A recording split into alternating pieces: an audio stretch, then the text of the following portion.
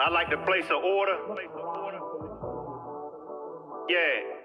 Hey, let me get a chicken box and a half and half.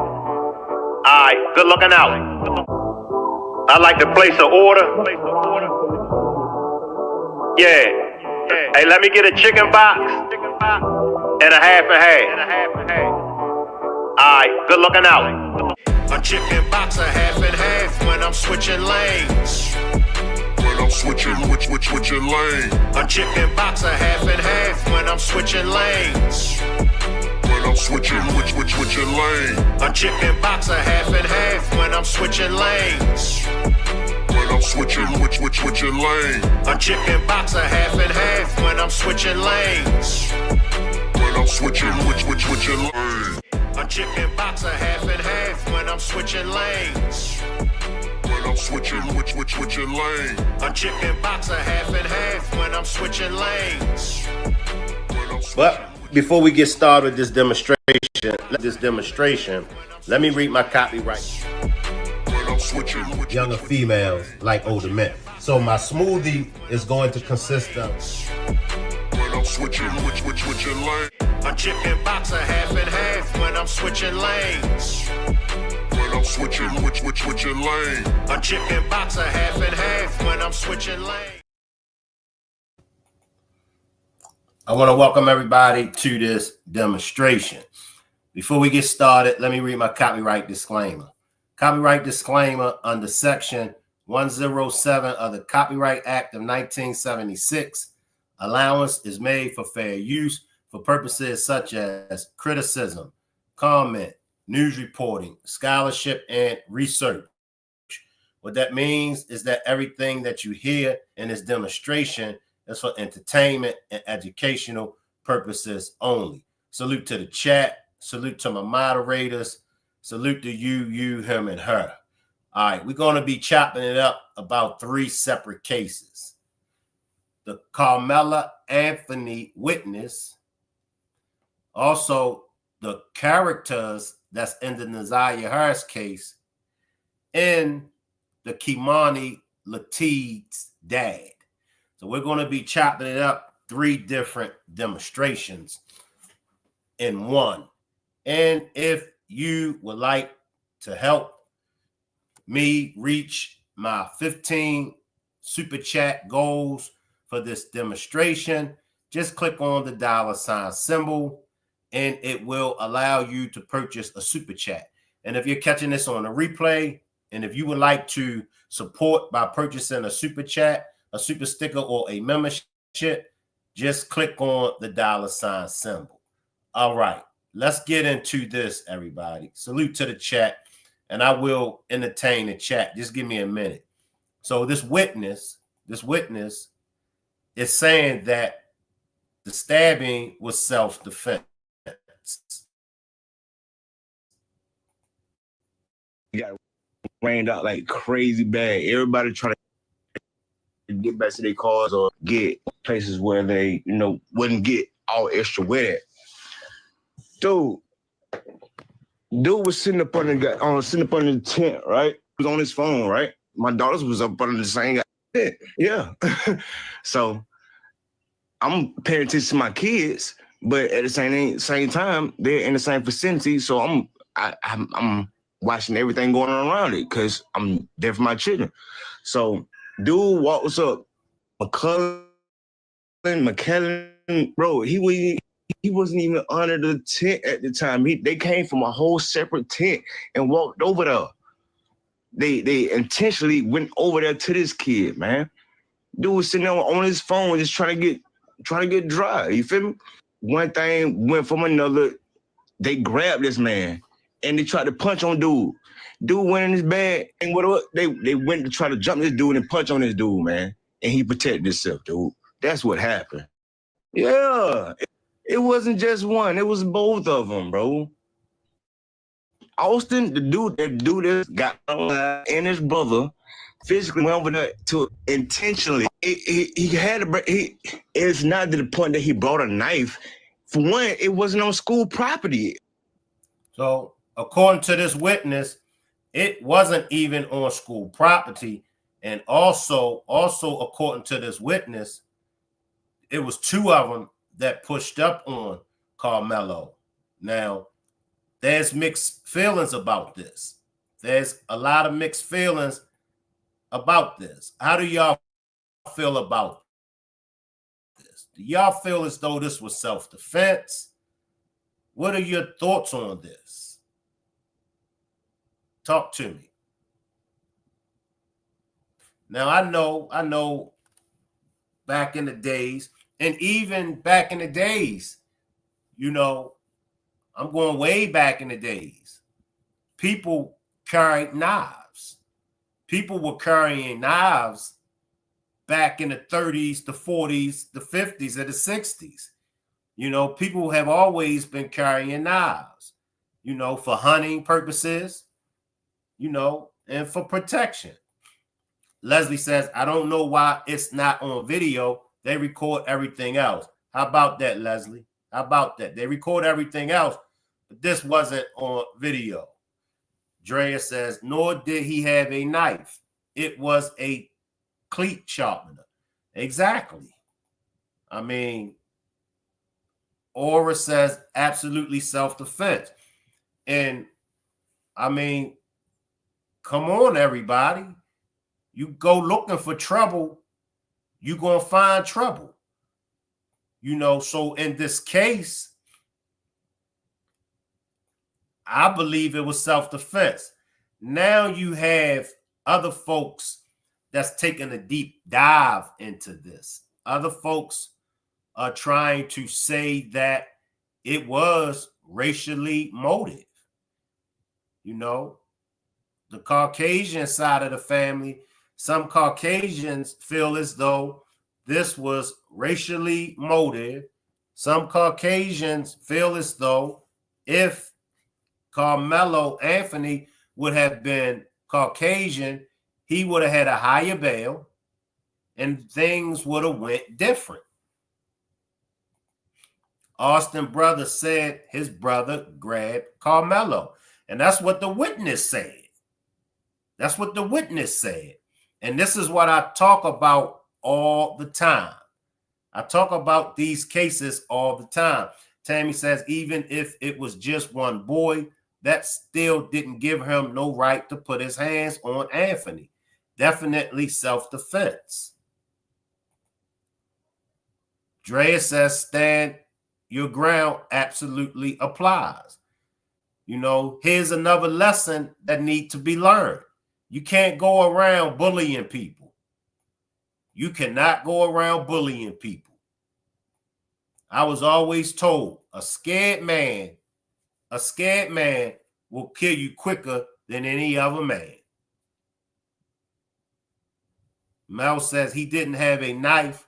He had the tool used to scrape mud, grass, and track from your spikes.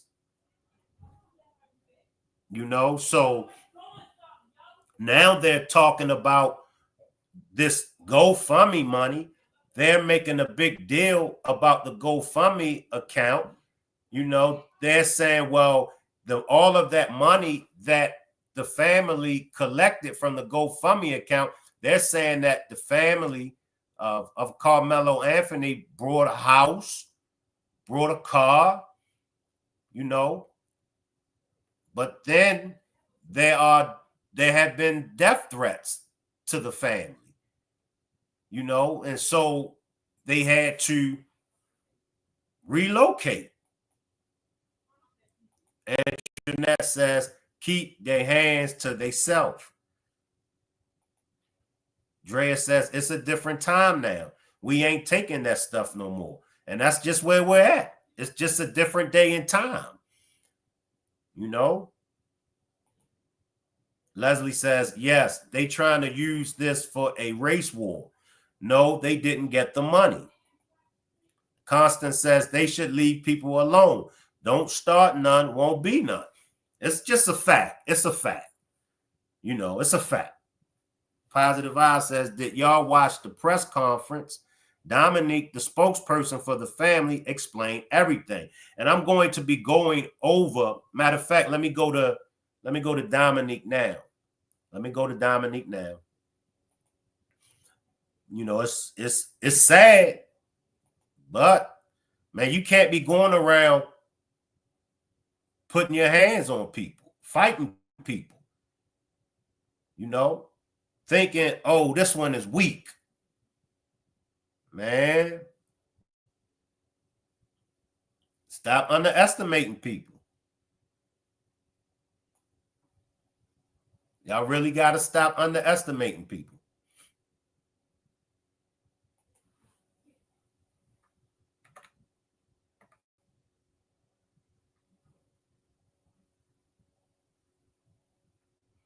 Give me a few seconds, y'all.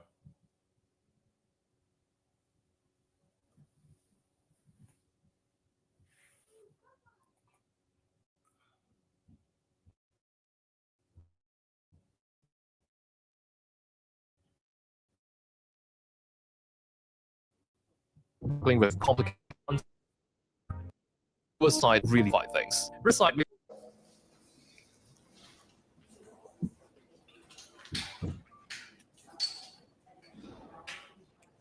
Give me a thumbs up when it's.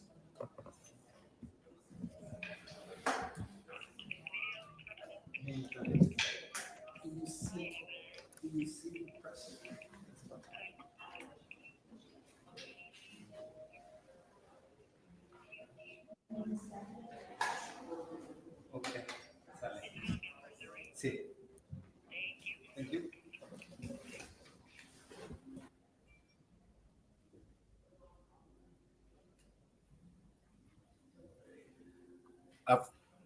Alrighty, we're good. Alrighty, so real quick, I want to start off by saying real quick that my comments are represented today by the Next Generation Action Network that have been working with the Anthony family from the advocacy standpoint. I'm not the Anthony family attorney. Of course, you know the Next Generation Action Network is no stranger to this line of work. And we have been representing families for the last 10 years from an advocacy standpoint to get to the bottom of this situation. The Next Generation Action Network, since the last past week, have gotten thousands of calls regarding this situation and making sure that our organization was involved in this situation because of the growing tension of racism and bigotry involving with the case. I want to start off by saying that I appreciate the Deputy Chief, John Stretch, from being able to come here to meet with us, as well as the Assistant Police Chief, Darren Stevens. These are two individuals who are currently over the investigation that is currently going on in Frisco ISD. Of course, let's start off in the proper way. I'm Minister Dominique Alexander. I serve as president and founder of the Next Generation Action Network, the largest human and civil rights organization in North Texas. Today, we had a meeting with the leadership of the Frisco Police Department to discuss the matter of urgency in escalating racial threats and bigotry and online hate directed at the Anthony family. Let me be clear. The Anthony family cannot leave their home because of the growing threats towards their safety. So, as we said, the Anthony family has been getting threats. They've been getting death threats. Their personal address has been exposed. They have received graphic and racist threats. They are being targeted with violence and simply because their child is in the center of this tragedy. We are here just for just. This justice must be fair and impartial and protected from biases. We cannot allow racism and bigotry to divide us. We cannot allow white America to decide when and how Black people can speak up against oppression. We do not pull the race card. We live it. Let me just say this. Let me just say this for the white side of the family. You know, it's just a tragic that this had to happen, but this is what Black people face every day in America. We face racist situations like this every day in America. Some people might say, but Shank, what about black on black crime? And as I spoke on it in a previous demonstration, black on black crime is no different from white on white crime. Black on black crime is no different from Asian on Asian crime, Hispanic on Hispanic crime. We have to stop. We have to stop only putting the microscope on black people. Any and everything that black people do, somehow it always seemed to be negative. So we're not going to use black on black crime as a scapegoat when it comes to any nationality harming us. As Phoenix Fireside said, we stand together. We stand together. But I'm hoping that those with that white supremacist mind, I'm hoping that they are taking notice, because the majority of white folks are not racist. The majority of white folks want to make things better. We come across those white folks all the time. They understand what took place.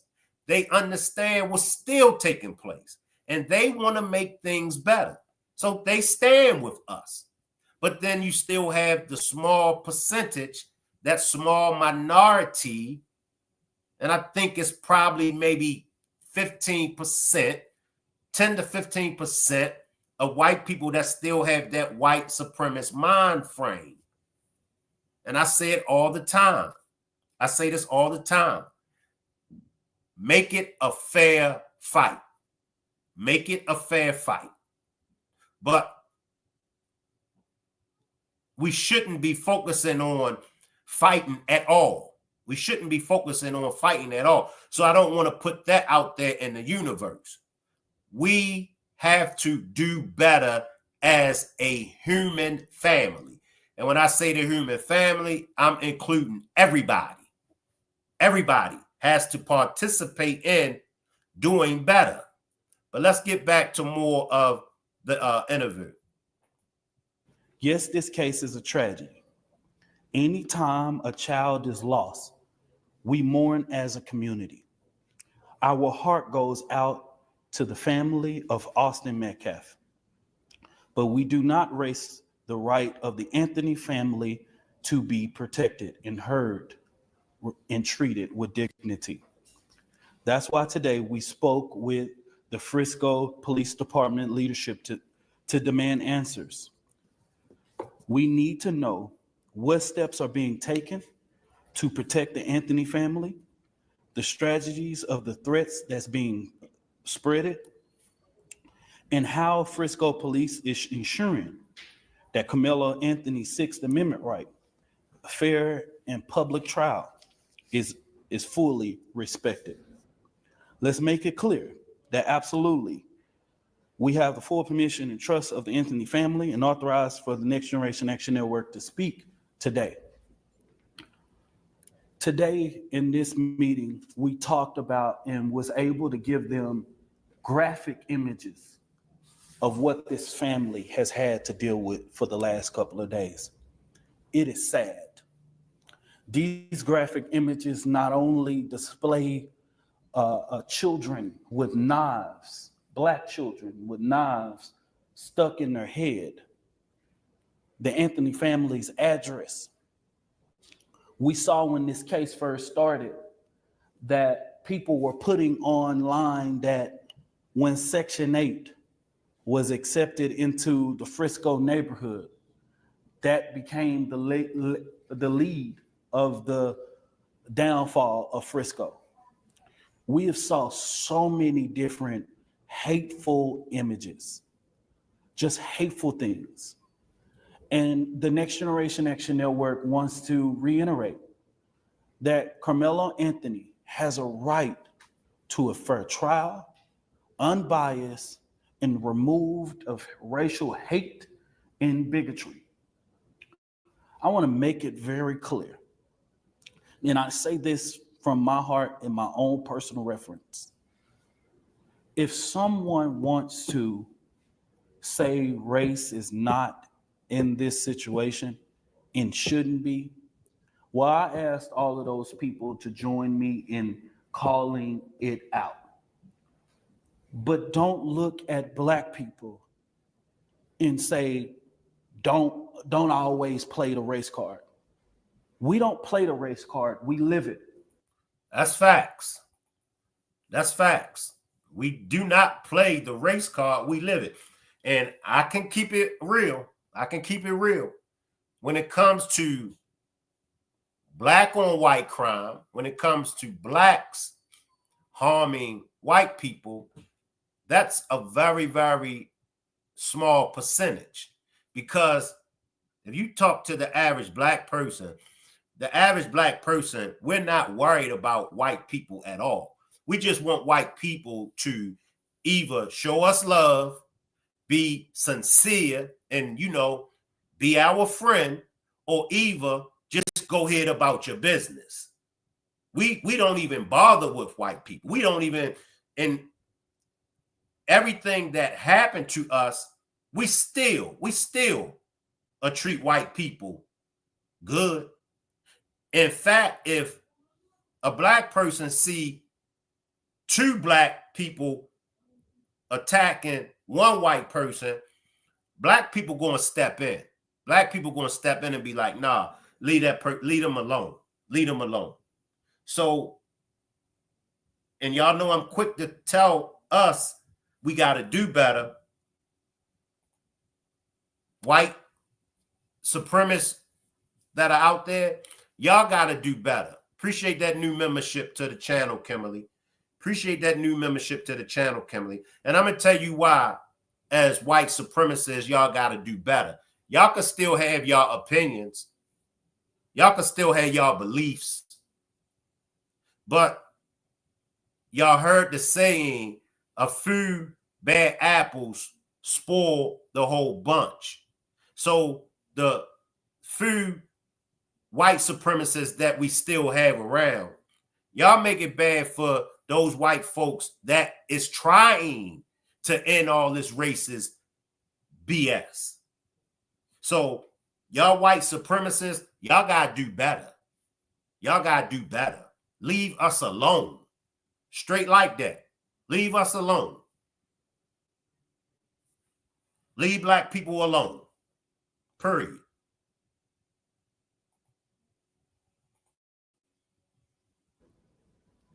We live a reality.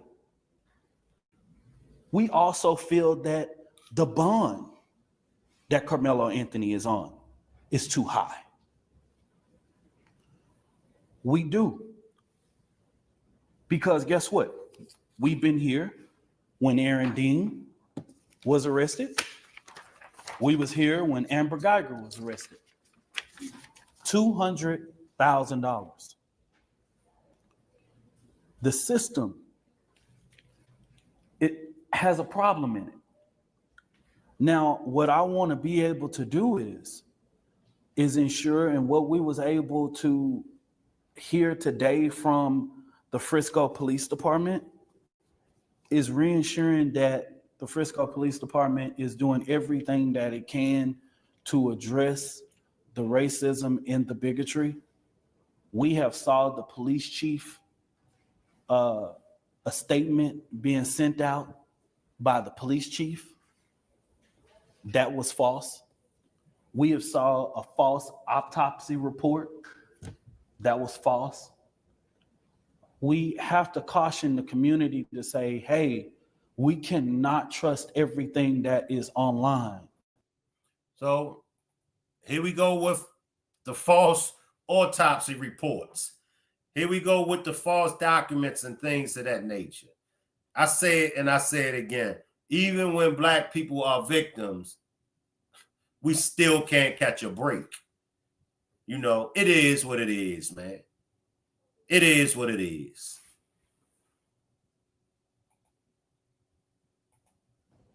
The disinformation that is going online is hurting this case. And it has to stop. It has to stop, y'all. As we know it right now, Austin Metcalf and Carmelo Anthony did not know each other. They did not know each other. Let's stop it. They were not at a party together. Let's stop the lies regarding this situation. We also know that both Austin Metcalf, the twin brothers, were on the roster that day to be at that track meet. We also know that Carmelo Anthony was on the roster that day to be at that track meet. We know they both arrived, all of them arrived to this facility via the transportation of Frisco ISD. The lies has to stop, y'all. As far as the legal strategy, I'm not talking about that today because that's not my place. I'm not the lawyer. I think you guys have all had a statement in regards that the lawyers have asked for a bond reduction and they will release that in the way. We are solely here because where racism and bigotry and hate arises, the Next Generation Action Network will be there and will respond to that hate. We will not allow our communities to go under attack. We know that when people see a white and a black man in an unfortunate situation happen, that race always become a factor in that situation. And it's really because people don't want to really have a conversation about racial reconciliation in this country.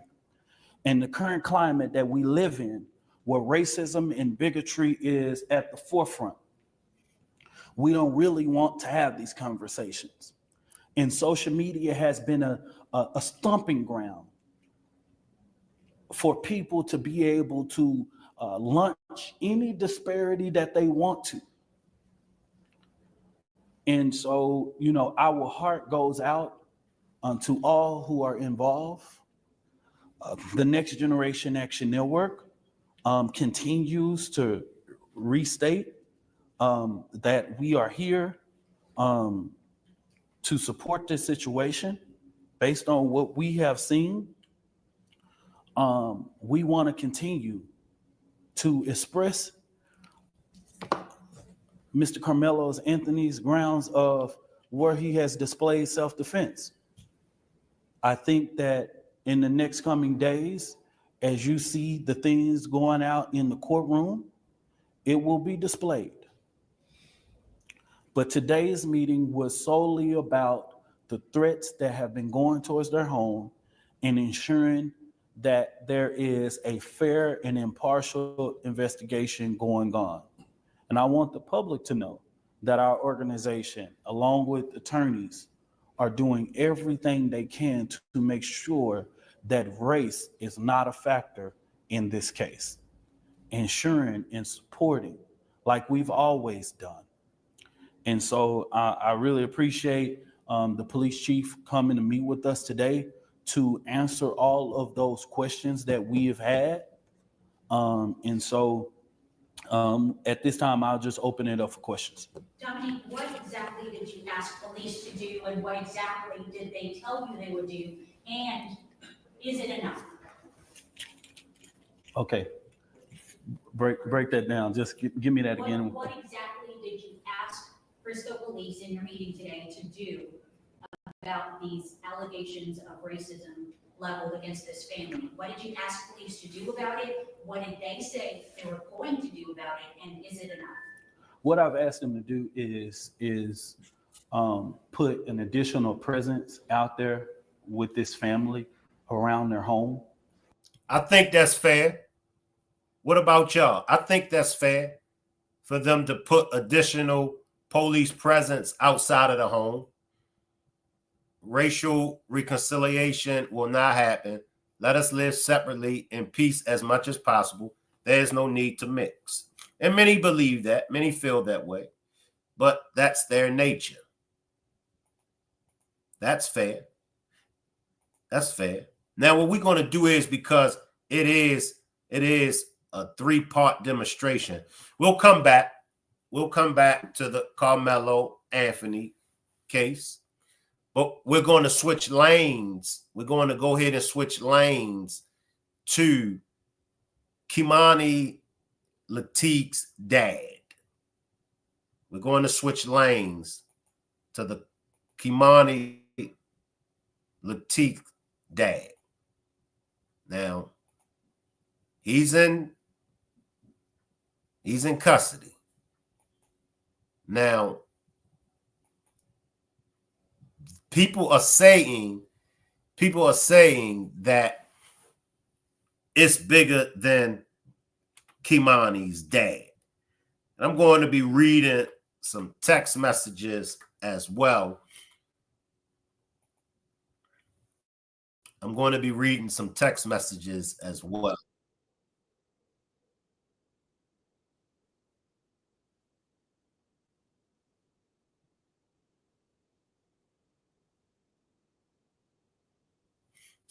Give me a minute, everybody.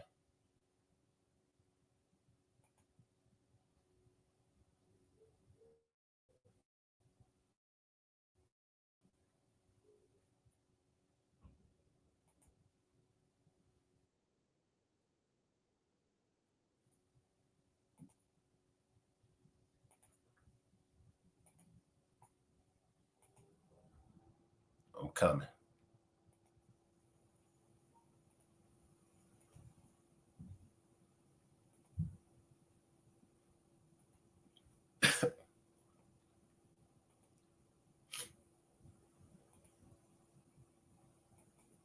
New developments as the man accused of killing his teen daughter made his first court appearance on murder and abduction charges. Bond set today at $4 million for Darnell Jones. He faces murder, abduction, and felonious assault charges and the death of 13-year-old Kimani Latigue. Her body was found in an abandoned home. And in new court filings tonight, detectives are revealing more about the investigation. 13 Action News anchor Josh Crew has the details for us tonight.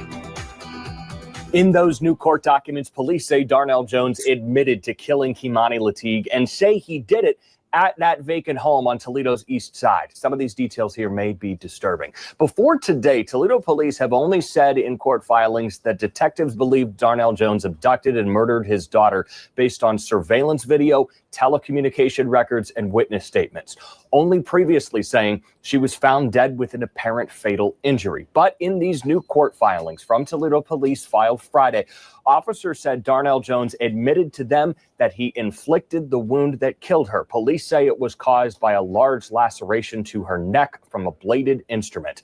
Officers say Jones also admitted to them that he dragged her involuntarily to the vacant house on Miami Street, where he ultimately killed her. His charges in Toledo include murder, felonious assault, and abduction. As of now, Jones is due back in court Monday morning.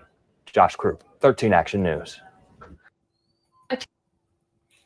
Now, give me a minute, y'all, while I go to something else.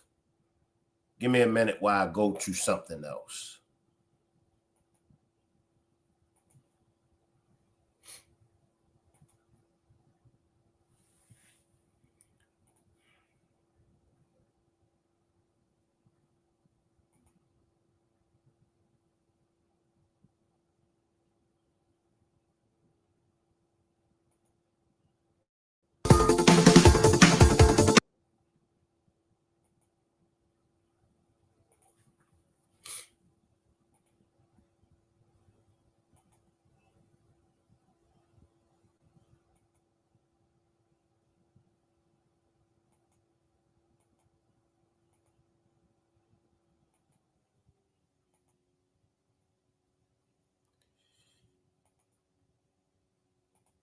All right.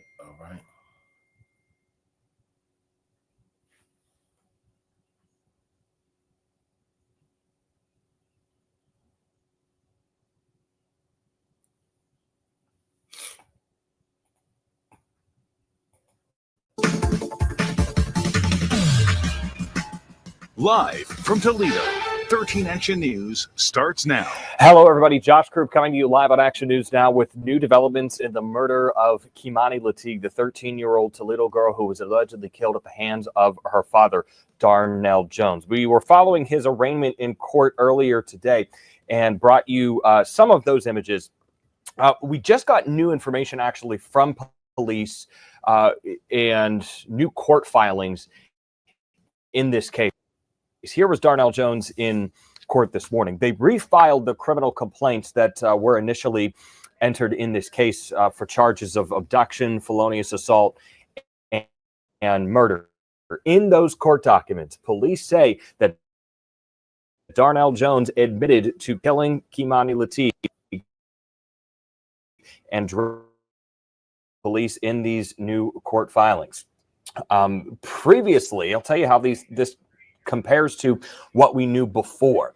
The initial criminal complaint, the initial warrant for his arrest, didn't reveal too much. It just said that Darnell Jones did remove Kimani Latigue from a home without the consent of her guardian after being abducted. The defendant, the victim, was found deceased with an apparent fatal injury. This did occur at 1101 Miami in Toledo. The house, of course, is now scheduled for demolition.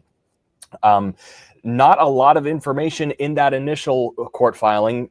Police did say, detectives said that surveillance video, telecommunication records, and witness statements were the source of their information. These new court documents that we just got here within the last few moments here lay out a little bit more detail. And some of the details, I will warn, are a little bit disturbing for those of you who might want to tune out now. You've got the basic information. I'll read to you verbatim what some of these court documents say. After having been reported missing, she was found dead in a vacant building at 1101 Miami Street. The coroner's office determined that her death was caused by a large laceration to her neck caused by a bladed instrument. To this point, I don't believe we had a murder weapon described or detailed. Caused by a large laceration to her neck caused by a bladed instrument. The defendant, Darnell Jones, admitted to this police officer that he dragged her involuntarily to the vacant house where he ultimately killed her. That was the criminal complaint detailing the abduction charge.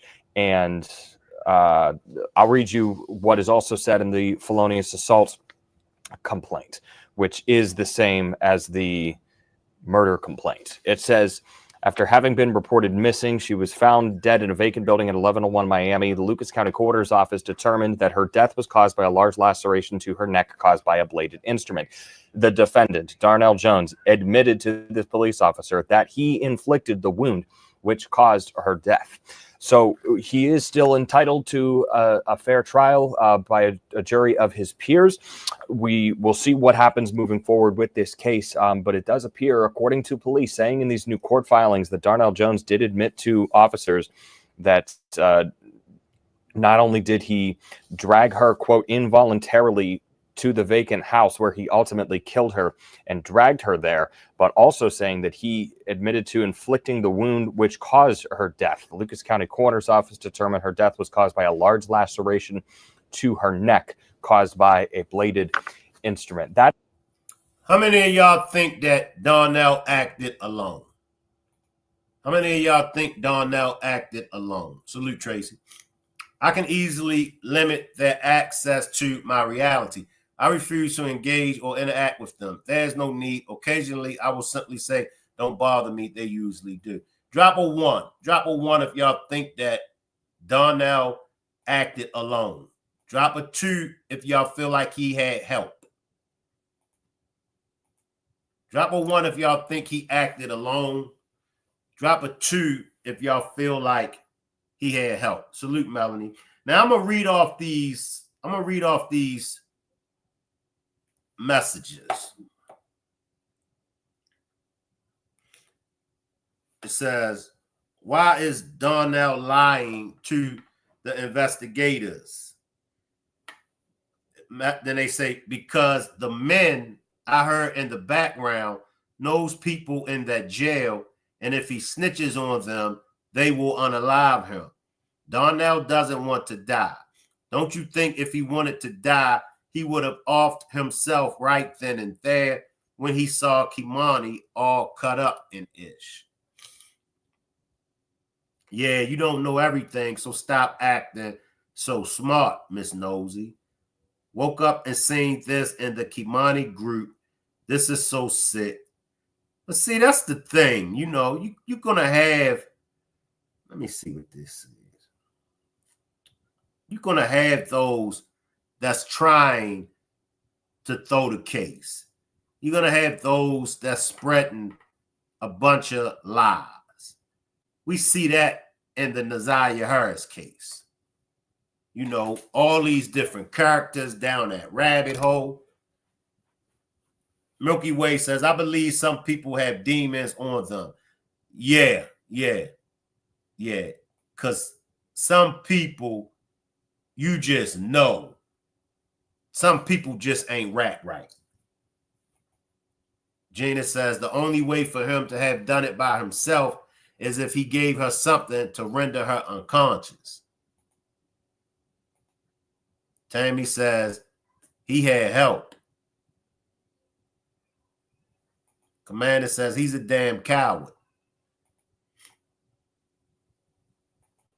The new details coming to us from police by way of court documents today about Kimani Latigue's murder and about the Darnell Jones investigation here. You see he's in a wheelchair. Of course, if you've been following this story, you know that he was shot by Columbus police officers after he was on the run, wanted by Toledo police in connection to her disappearance, and then ultimately went to, according to body cam video, and Columbus police went to pull a gun on officers when they approached him, who ended up shooting Darnell Jones. He had been in a hospital in Columbus, was recently transferred out of that hospital to a jail, and he is now back in Lucas County. I want to play for you a little bit of the arraignment this morning, a very quick, basically procedural kind of deal that we see all the time here. We were there. It was not very long, but I'll play for you what the judge ultimately decided in regards to bail. And I'm going to drop the link. If anybody want to join me on a panel, I'm going to drop the link. Linda says, I think that cousin helped him. Juanita says, Shank, those messages were scary to me, but I believe others was involved. Yeah. So I'm going to drop the link for a few. And if anybody want to join me on a panel, come on up.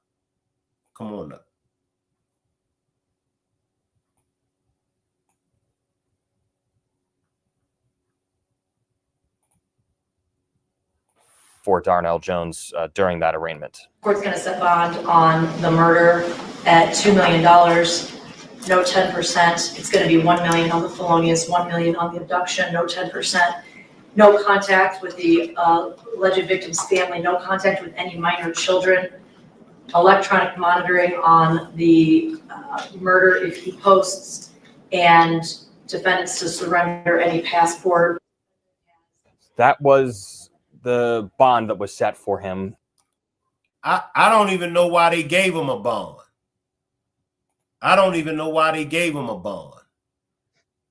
Salute Belinda. Belinda says, thought they said it was him, another man, and grandma seen going in and out by a camera nearby. Salute Juanita. Salute Shank. Salute chat. Happy Resurrection Day. I feel like, I don't know, Shank, I came across some message when I was, me always researching, digging things, and I come across things. I was a little convinced with them, but it was scary to me, because how the message played out, or how it was saying. I know you read them all. Mm-hmm. I don't think he did it by himself. I totally believe it's other people involved, because one, he did admit and said him and his cousin went over there, right? Mm-hmm. So if he went with his cousin, I'm quite sure his cousin have a lot to say about what went on or what took place.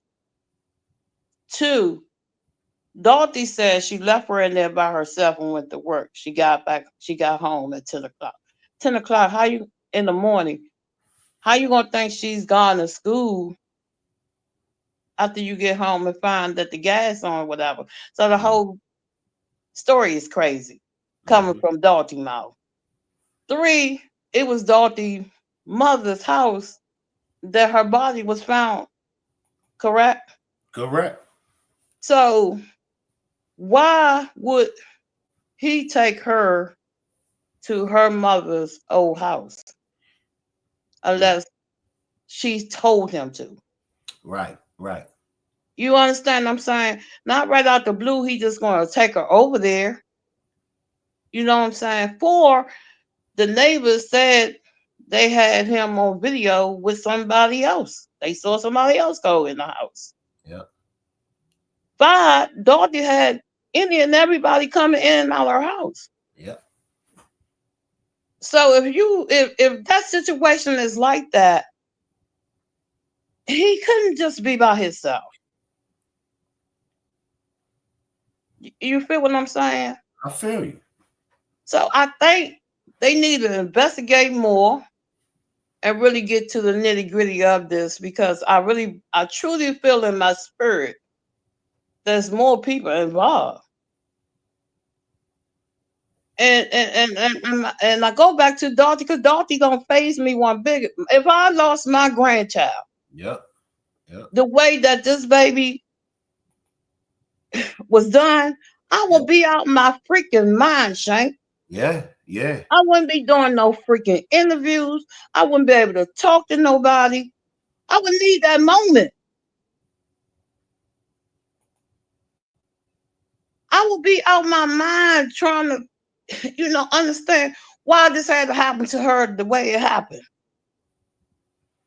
So I pointed fingers at Dorothy big time, because she didn't show not 1 ounce of emotions. And your emotions is going to be running high. You know what I mean? Exactly. You're going to be screaming. You're going to be cussing. You know what I mean? You're going to be angry. Yeah. It's just certain things that we know come along with the territory. You know what I mean? Exactly. Where that MF at? Let me get to that MF. I'm going to get Exactly. that MF. You know what I mean? I'll be ready to catch a case. Yeah. Y'all better take me and put me somewhere, because if I see him, I'm going to jail. Yeah, and that's going to be the tone. That's going to be the energy. The weakest man, that's going to be his energy. The weakest woman, that's going to be her energy. Exactly. That grandmother, she ain't going to be playing. Big mama going to be on one. Hey, you think they know me then, you're going to see the beast come out. You feel me? I'm going to be on beast mode. And ain't nobody going to be able to stop me. Because that's my baby. That's my grandchild. You feel me? I'm going to go all the way out. So I just don't understand how these people that say they love this girl, this baby, get on the news and do an interview without showing no emotions. Yeah. I can't wrap my head around that one. What we was always taught, the eyes never lie. Never. And see, her body language told me everything I needed to know. Yep. Her body language told me everything I needed to know. Yep. So no, I don't think he done it by himself. And if he made that confession, he need to revamp that. But then when I think about them text messages, talk about somebody might ace him off in jail, I don't know what to believe with that. And see, somebody is going to be looking to ace him off anyway, whether he snitch, whether he don't snitch, whether it's a bigger plot, a conspiracy. Somebody going to be wanting to off him. Well, you already know how they do them type of brothers when they go to jail and they fool them with kids and old people. Right.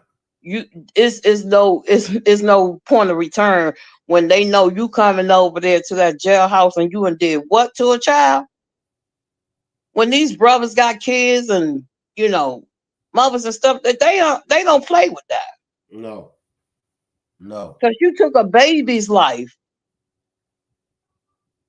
So yeah, he gonna face off with somebody unless they gonna put him in isolated place by himself. Because if he go on population, you already know how that story gonna pan out. Yeah.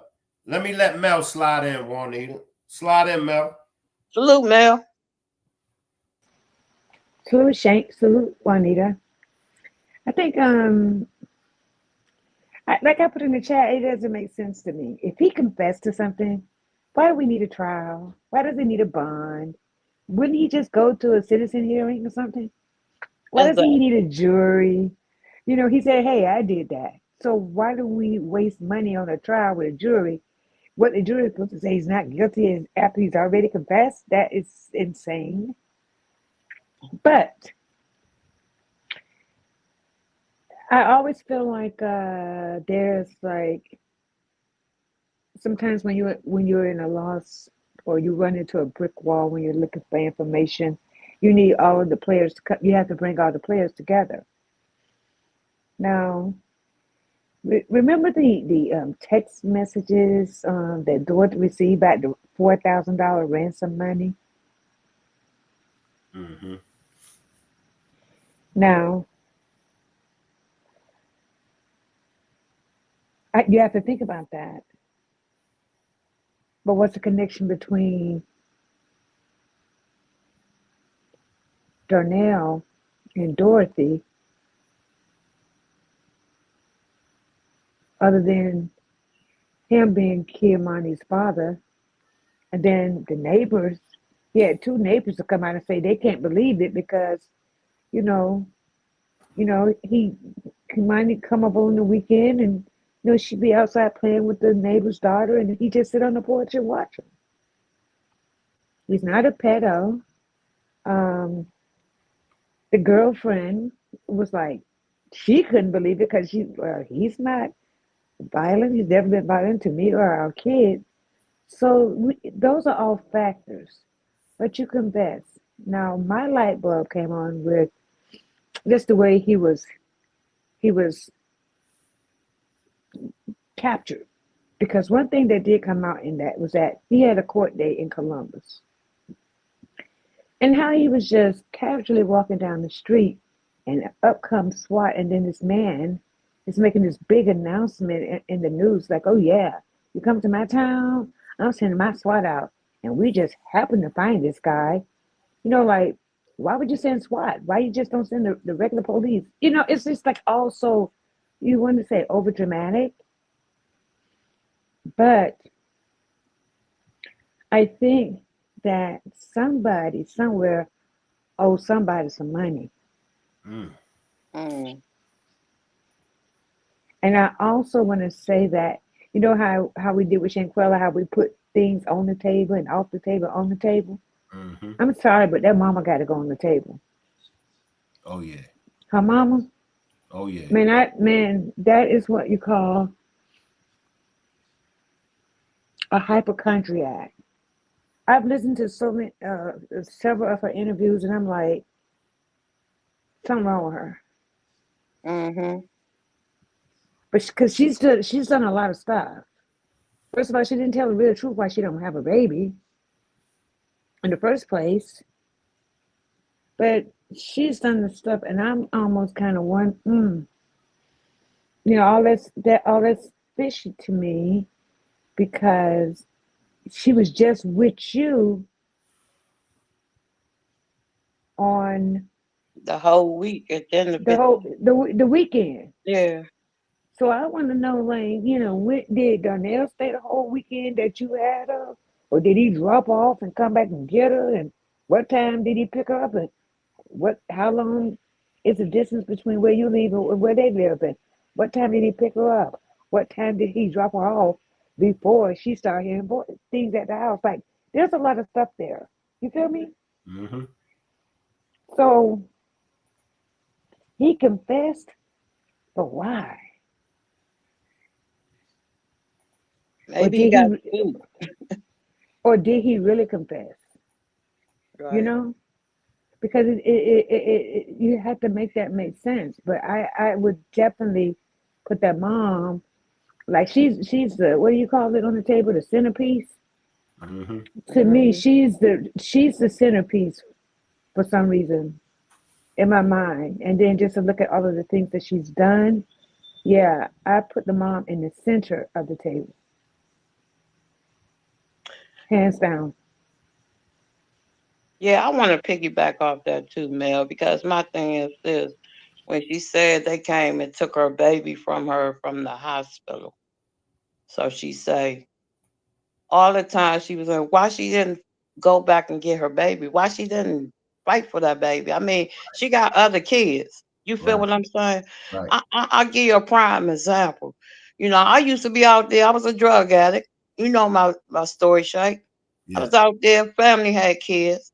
Once I got myself together and got back on my feet, I went and got my kids. Yep. Yep.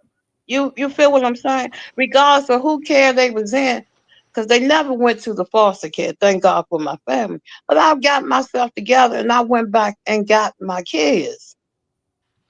But see, that's where she told untruth.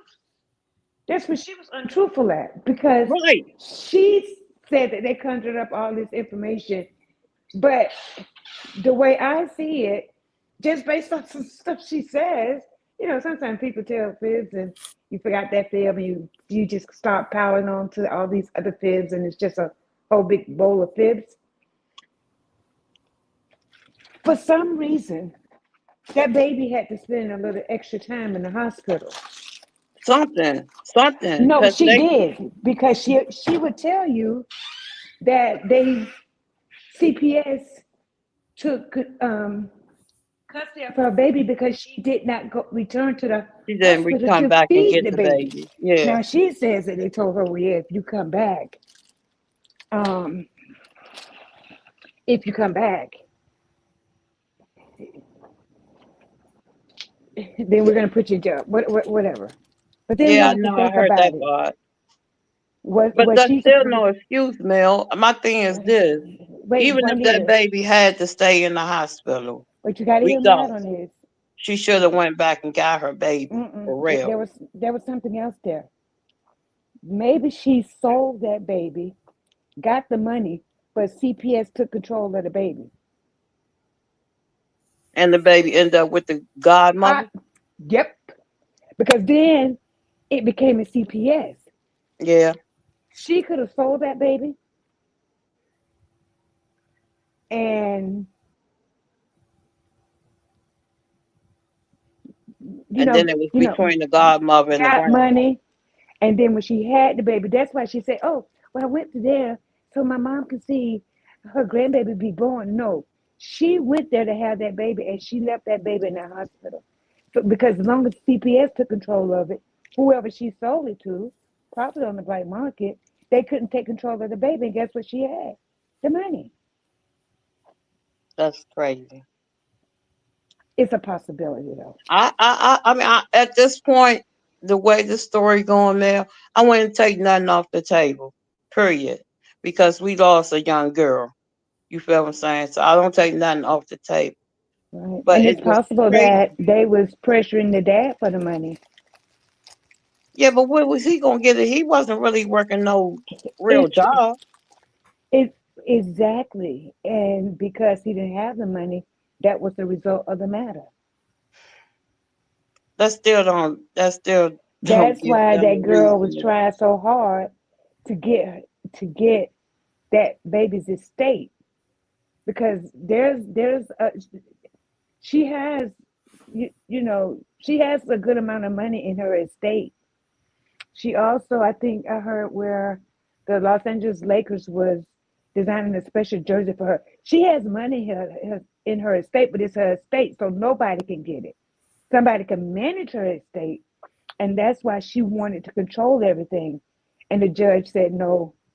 They let the grandmother do it, because, and that may be why her and her mother has that relationship now. And there's no, and you know what? This is all speculation, everybody, but it's just a thought, because it has to make sense. And there's no telling how long they have been harassing Darnell. But even when he did that one video, I think it was from 2018. I don't know what he was talking about, but he just wanted everything to end. He said he was tired. But this man right here is hurt and heartbroken. I'm sorry, but he had to give up his life because of what she did. And that's just my perspective as I've been thinking about, like, this doesn't make sense. But just listening to the mom, I'm like, okay, so what is this chick into? And that's always been my position on that. What is she into? But then the So mom had charges against her. Then the a mom, lot, the mom got yes, a rap. She got a rap sheet on her, so she was yeah, into a lot of yeah, criminal yeah. She was activity. exactly. She did a lot of stuff. Yeah, and that's why she ended up homeless, sleeping in her car because of, when she got out of jail, she ain't had no place to go. You know what I'm saying? So it's just a crazy story, man. It's just sad how that baby girl had to lose her life because I felt like if Dorothy got tired of the baby, she felt that way about her. She could have easily had her put back in the system or gave to somebody who really would care for her. When you get tired of your kids, you don't X them out. You find a better way for them I so don't, they I don't, I don't think it was Dorothy. I don't. I you think really she, don't think Dorothy had nothing to do with this baby getting X'd out. but I don't. What I want to say is I don't really know what role she played. And remember, everything that I'm saying is just speculation. Because you got to make it make sense.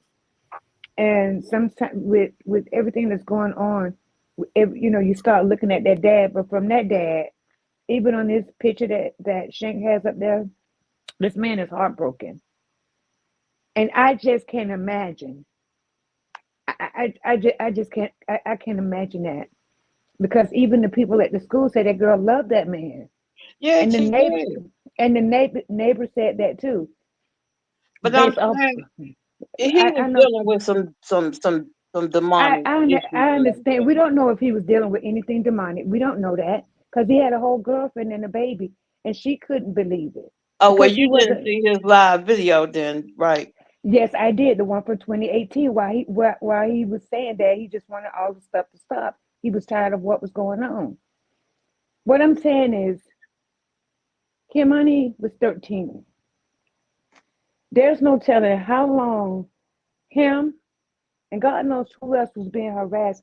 I really believe in my whole heart that that girl mama sold her, but she never turned it up. She never turned her over. She had that baby in the hospital because she wanted her mama to take custody of that baby. So whoever she sold it to would never get it. But it just worked out a little different. Years went by, so who knows? They say, okay, well, the lady that had her was dealing with some mental issues, and then she just left her on the grandmama porch. She could have been being harassed too.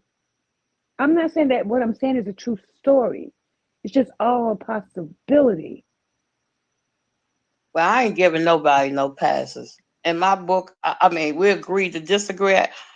Respectfully, I disagree because, like, it just it don't make sense, and we are trying to make sense out of it. But if he was dealing with some issues, and then she in his ear or the baby mama or whatever, anybody can snap at a moment of time. They can snap on a dime. Things do happen. Yeah, You you're know right. what I'm saying? He could just snap in a minute from all the pressure he was going through with his life, his, probably home, whatever, not working, whatever. He could just snap and lose his mind in a moment. And it don't take long for a person to snap. Yeah, And you're then right. they I guess do we just have things, to and do a they little do research things on under him. that where they at when they snap. And yes, he gonna feel heartbroken after the fact because now, something that happened. So I don't put nothing past nobody in this situation, Mel. Like I said, the father Right. probably was going. you know, you come over stress and you dealing with a lot of stuff, regardless, and you don't know how to get through it or how to renew, and you snap. Your mind might take you somewhere you won't. You got to pull your butt back in. You feel what I'm saying? So he could have been under a lot of pressure Welcome and into some stress WTOL out. 11 News on Plus. I'm Sophia Pericone. We continue to track details about the disappearance.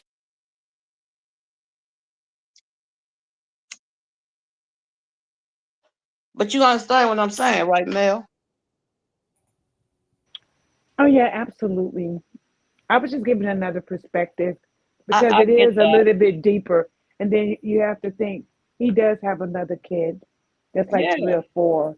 So who knows what kind of threats he was getting about the other kid. exactly. But He could have been under a lot of just pressure. my personal opinion, just my personal opinion.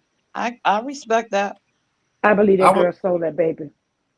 I want to go back to the grandmother, y'all. I want to go back to the grandmother. Appearance and death of 13-year-old Kimani Latigue. First, we go to the latest on the investigation. We're working to gather more information about a shooting in Columbus this morning that may be connected to Kimani's murder investigation. The president of the Columbus Fraternal Order of Police says a man who was shot. This is old, but I want to come back to the grandmother. Happened yesterday at your home? Well, I was called and told that there was a mob of people in front of my house. They were angry. It was more or less the people that were here earlier waiting to see if it was Keimani that was in the home. And basically some people from the neighborhood had contacted me and said that there was a mob in front of my house and they were talking about what they were going to do to me once I came home. So the police, the detective said that she would have a unit come out and help me get my things and more or less escort me off the property. I asked to be handcuffed just so they can get the away from my property. Are you scared? So no, I was never arrested. That whole attitude for me, Yeah. you know, that whole attitude is what does it for me. Like, Yeah, there's no sadness there. It's giving I none at don't all. care. It's giving I don't care. Because like I said earlier, being a grandmother of 5 kids and something happened to my baby, I wouldn't be able to give no interview. I would be too messed up with my emotions to even try to get my words out to say anything because the pain would Bingo. be so deep. Bingo. You on one. You're gonna be on one. You're gonna be Exactly. on one. You're You're gonna gonna be be out of cussing. your mind. Yeah, you're gonna be where that MF whoop de woo. If I find out who whoop de woo, it's gonna take over you. You're gonna be on one. Right. I I don't care would what have to nobody be says. sedated. There's no, I'll be sedated. You're gonna be throwing ish. You know you gonna be on one. Yeah, you're gonna be out your mind. You're gonna be really tripping because you hurt, because you angry, you upset. Why this man kill my baby? Cause when I lost my daughter, you know, to cancer at 3 years old, I was down the hospital ready to fight the doctors. I'm going out my clothes. I'm ripping my clothes off. Come Man, on, y'all, Shank. you know, y'all MFers gonna tell me something. Nah, that bull is, you know, and my female friend, she said, Shank Rock, she said, if you don't calm down, you're going to do more harm in your daughter's death.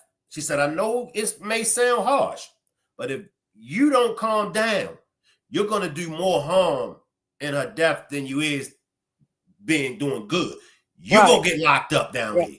They called security on me, Shank. Bingo. When I lost my baby, I ain't had no understanding at all. They Bingo. couldn't actually sit and tell me why I was turning over tables. Come on, tell me how my baby died. Bingo. Why did my baby die? And they had to call security.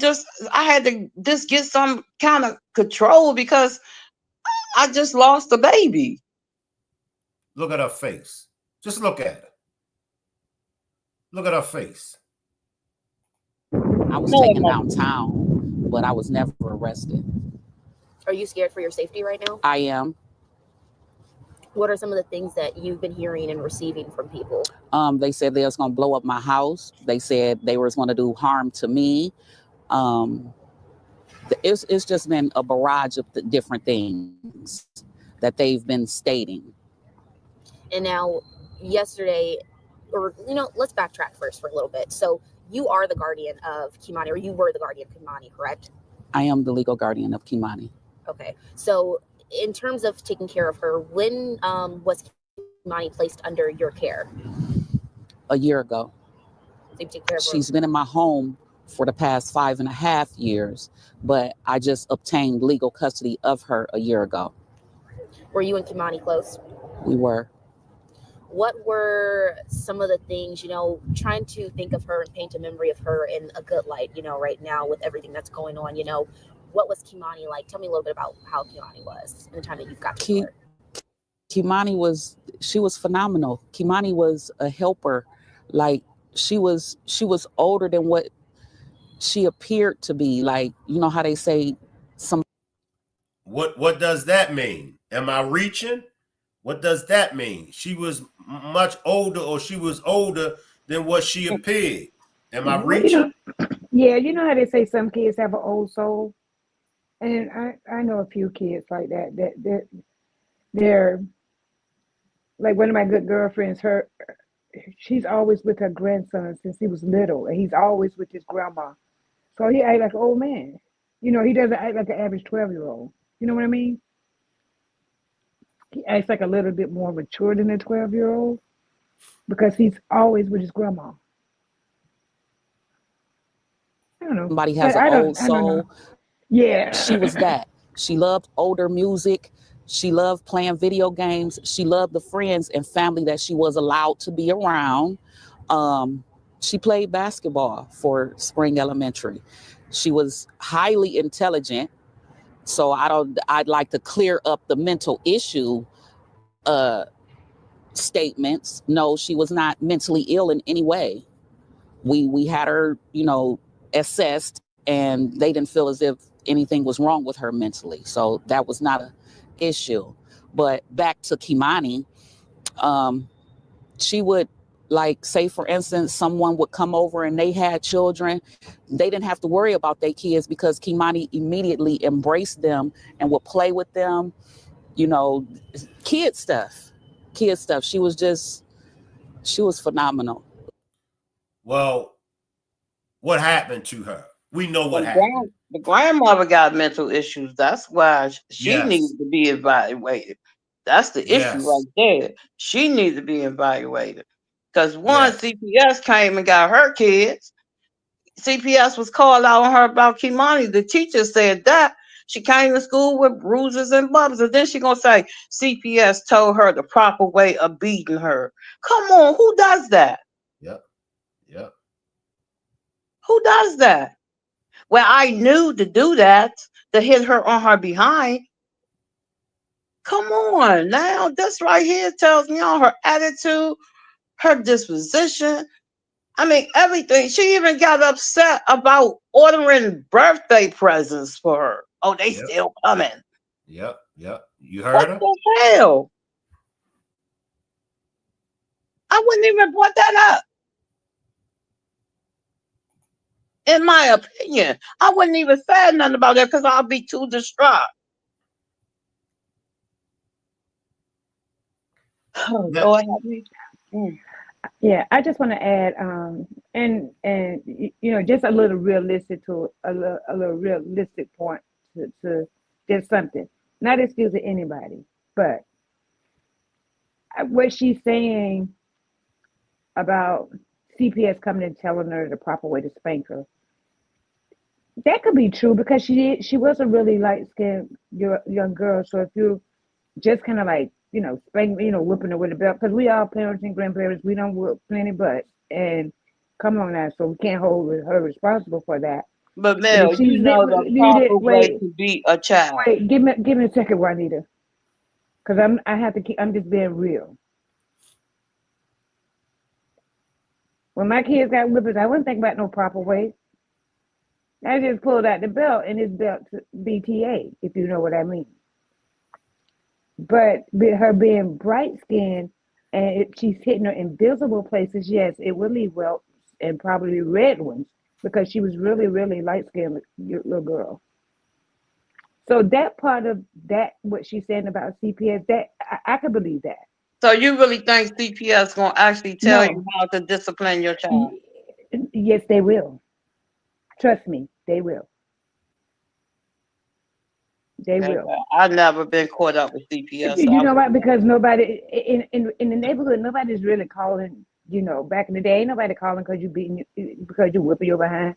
I know you maybe never heard, you never experienced that, but I know you've heard plenty of people of a certain age from back in the day say how they got whippings with stitching cords and I was iron one cord. of the ones. But you know, right? But right? But you was just getting your butt. So I'm just saying she's no different when it comes to that aspect. Well, So we can't put everything into the emotion. You have to pull out the realistic part too, and well, that part can be a bit realistic. And because I know it's very hard for all of us the way she lost her life, but her grandmama whipping her and she going to school with welts, and CPS being called because with her as a grandmama, I probably would have been a little bit careful about where I hit her at because she was a really bright skinned little girl and anything is going to show on her. But that doesn't make her wrong as a grandmother for disciplining her because we've all done it. I'm I'm sorry, but not it's saying just that it make her wrong, Mel, but it's just her whole right. But attitude about the whole situation. Period. well, yeah, she might be a touch woman, and that's just her. But I was just trying to bring just a little clarity to that part of it. When she said CPS told her the proper way to spank her, then yes, that is true. That's true. But I didn't you want old to admit a school. lot of things But that I've okay, done, but well, I had You old school. You just doing BTA. Point blank. You just doing okay, so BTA. make some logic out of this. When she asked her how was Kimani, and she said, "Oh, she was phenomenal. She was a good child. If she was so good, why is she getting whippings? Why is she getting beat on? I mean, I, make I that make sense." my kids are phenomenal too, but that BTA came out when they needed to. Well, we know that. We know that part if they Right. act up, but So she had to she be said. real So about she it. was describing her as a phenomenal child. But even phenomenal children get out of pocket. That's true. It just my spirit just And it, telling and me it, and it otherwise. didn't sound like she was like beating her every day. But again, But we don't know that. she was a very light skinned young lady, and you could put whelps on her that might last a minute because she was very very fair skinned young lady. Okay, well, okay, I That's give just you that. adding clarity to that part. Because Okay, you can't okay. add that part to the overall really really of what happened to her. Now that's insane. Let me But let me let me slide in and let me switch lanes. What are we going to do about these characters in the Naziah Harris case? What are we going They to do? all need to go to jail. That's what put we put need to put them in the back seat. do. Yeah. And the reason why I say that is that, or you, well, I would say, yeah. Uh, I mean, these characters play a role in the overall long term of it. But when it came to that preliminary, some people that was telling some untruths because I want to focus on that girl from Detroit, the girl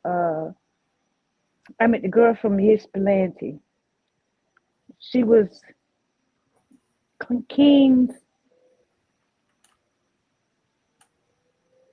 She's the auntie of King's son. The Jaguar lady. That do y'all remember when she testified? Uh, Would you say that again? she was the daughter of the lady who car King them fixed the Jaguar. You talk about I think her King last nephew's I mean son aunt. yeah, yeah. Yeah. Now and then Shank, I had already told you about a month ago about Jarvis' sister, right? And she was the most emotional person on that stand. And then I can remember the last question that the DA, I mean the female lawyer from the defense asked her about the extenuating circumstances behind their grandmother's death, and she said no. That's when she became kind of a little bit combative during the last part of the defense questioning, and especially when she questioned about the grandmama. Now I know I have an idea of what I think might happen in that situation, but she said that she sat outside that shop for 2 hours and watched uh, what is her name? Naziah get in Naziah. and out the truck.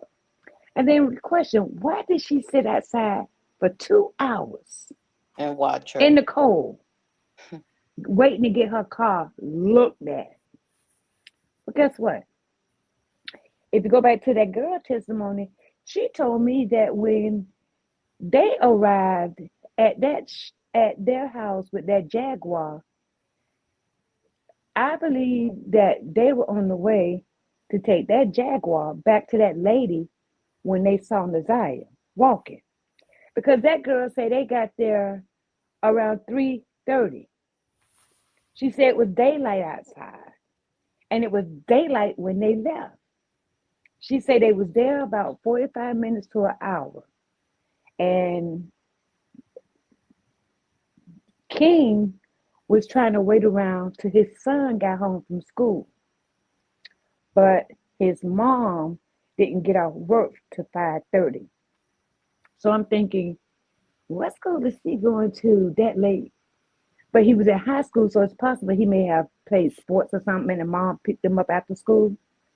But they had to go because King told her he was on the tether. She didn't know what his time was on the tether, but she said, and when they left there, it was still daylight, and it had to be before 5:30 because her sister wasn't home yet because he was waiting around to see his son.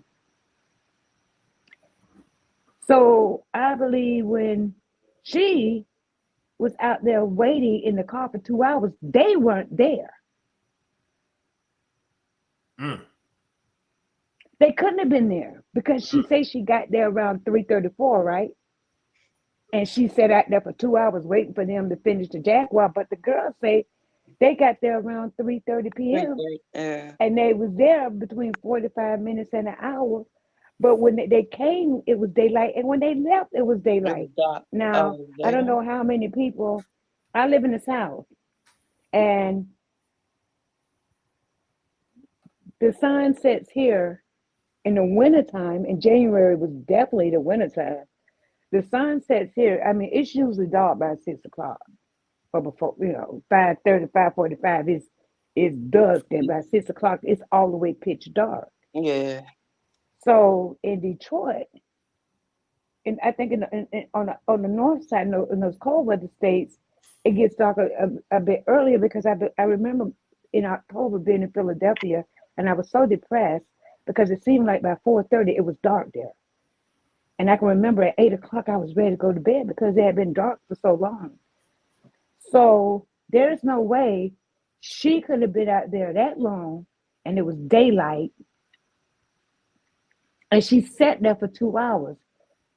But when you listen to King's testimony, he only say he talked to her after the stuff came about Naziah being missing. So he talked to Roxy on January the 11th. She didn't go in that shop and talk to him because when she was at that shop, they wasn't there. It sounds to me like she might have been staking out.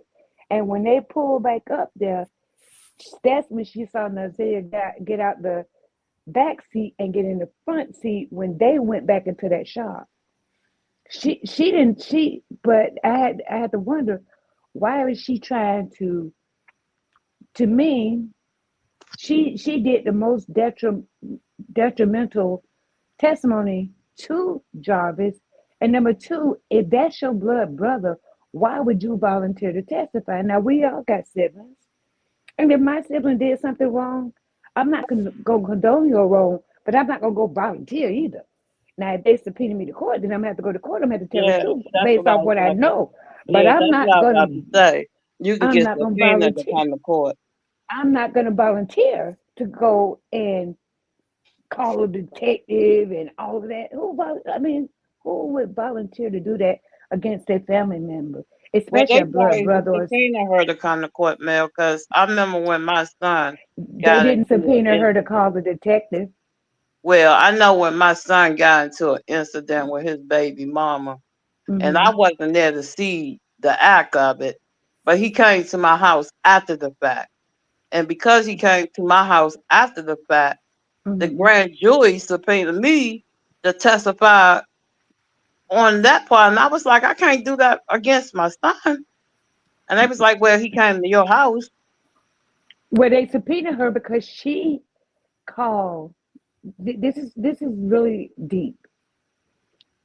After she heard about Naziah, she went and talked to King. After she talked to King, guess who she called? Shining. Yes, to get the detective's phone number. So she volunteered.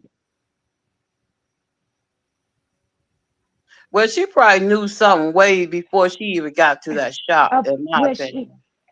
she knew what her brother was arrested for, but it's Yeah, deeper but than I'm that. saying she probably knew something as far as her But it, he being with her and he essayed her right. and she knew something. So she probably volunteered to go to the shop to check it out to make sure it was true. Even that, what I'm saying is, who would volunteer to call a detective on their sibling? Now, Let, if they let, just happen to subpoena you, that's different. let's Go go ahead, to Shane. let's slide to the sister and see what we can pick up. Let's slide to the sister. What was going on during that time at the shop on Harbor Encounters? I'm not sure what she's even about to say. Okay, just to the extent that it's informed of someone else's statement. You might have to object in a couple moments. You need to speak up. If you could stand up and make your objection. Yes, just objecting to the fact that she was informed of something. It appears this might be hearsay. But we'll see. Yeah. Could you finish what you were saying? I don't know where you were going with this. I'm trying to remember where I left.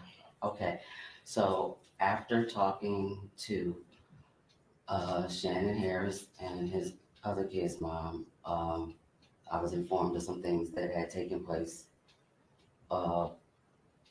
Valentine's Day. So they told me that his partner King. Okay, so at this point, this is hearsay. They told me, and the lack of personal knowledge, the things that she was informed of. Can I finish? 1 second. What is an objection? I'm Everybody- sorry. The witness has to stop talking. So based on those, do you go and talk to someone else? Yes. Okay. Who do you go and talk to? His partner King Okay. And where is it that you go and talk to King at? at the shop on Harbor Encounters. Okay. And without telling me what King said, kind of describe what was your conversation about? Well, I went to see what happened and what was going on. During that time, I told him that I had never seen any little girl at my brother's shop besides my nieces, outside of the little girl that I saw getting out of his truck that day. Okay. And you told this to who? King. Okay.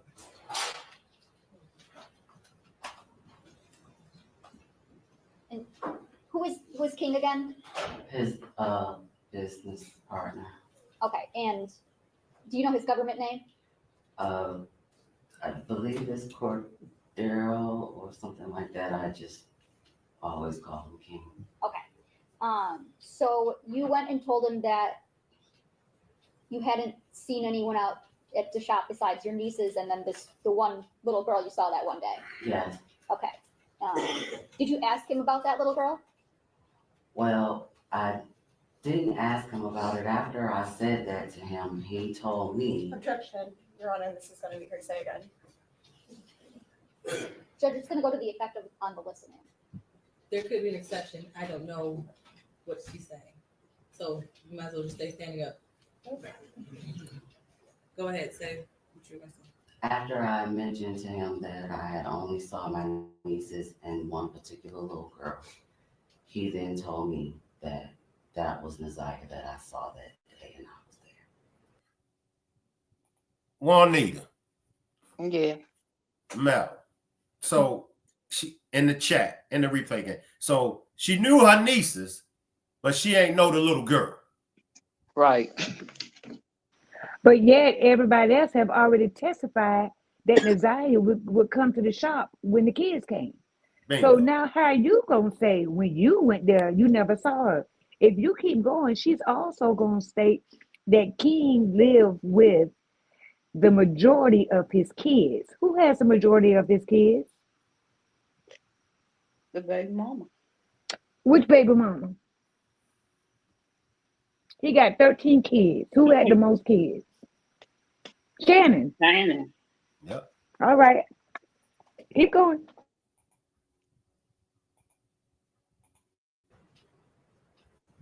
So I would object then, given now that she has testified to that it is hearsay, that it is being introduced for the truth.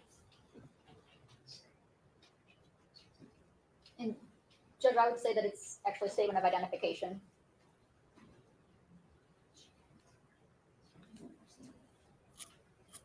So this is not an identification that she personally made, she's just being told. I mean, she saw Naziah that day, so it's. She didn't know who it was. I mean, she had no idea who this was. That's She not didn't know her who it was. identification. So it is hearsay. Okay. So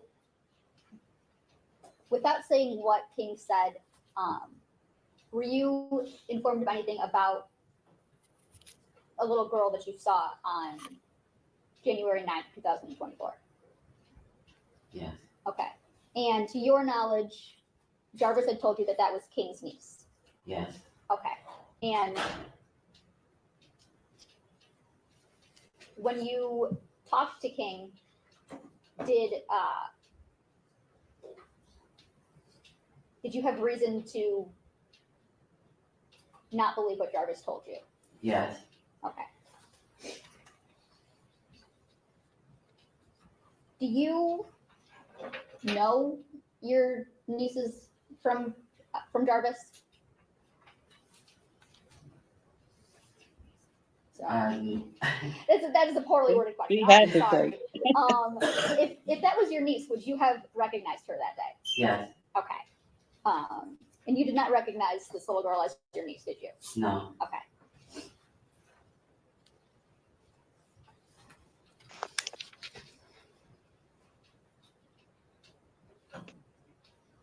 What is it that you did after speaking with King that day?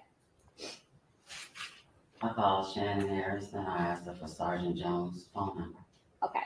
And did you eventually talk to Sergeant Jones? Yes. Okay.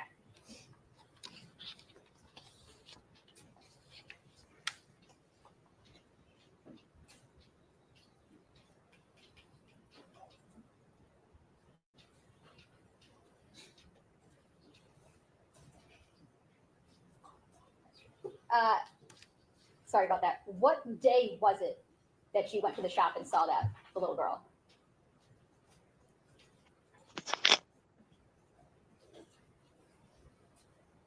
Can I ask you a question? I didn't remember the exact day at that time. Okay. What is it that makes you believe that it was Naziah Harris that you saw on that day?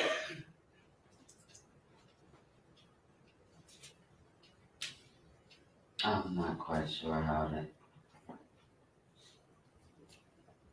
answer what you're asking me. Like, That may be a poorly worded question. I'm sorry. Can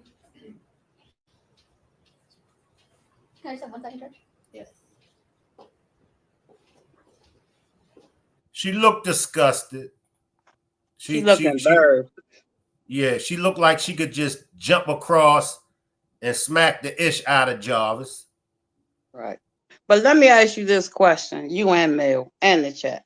Now, if your brother was an SO, and you know your brother history, and you come to his shop and you see a girl that you do not recognize, you don't know, you never seen this child. It ain't your niece or whatever. And Jarvis tell you it's King's niece. And you go ask King, and King say something else. Wouldn't you investigate? Wouldn't you do something else and just, wouldn't you do more because you know his past? Rather than making phone calls to, Shannon and his baby mama, wouldn't you intervene? Wouldn't you question the child? Because there's something else deeper here. And you'll see that when that defense lady come up and start asking her about her grandmother. Now, she at 1 minute, they asked her was her and Jarvis close. She said no, but that's my brother. So how often did you go to his shop? Because you make it seem like every time you went to the shop, you only saw your nieces and nephews. Well, how often did you go there? If you don't get along with your brother, but that's your brother. Y'all don't have a close. No, she gonna get a car looked at. You can get your car looked at anywhere. Exactly. Like we don't have a close relationship, but he's my brother. I'm telling you, something happened that caused their grandmother, I guess, to have a heart attack and die. Whatever happened between her and Jarvis.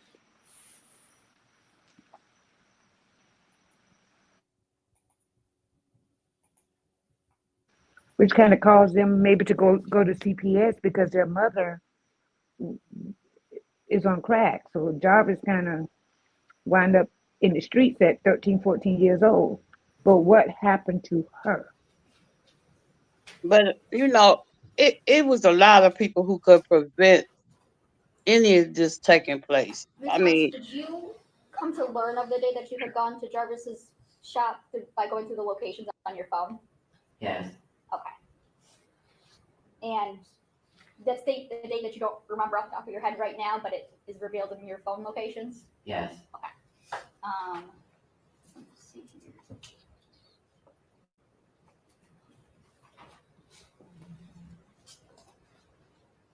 One second.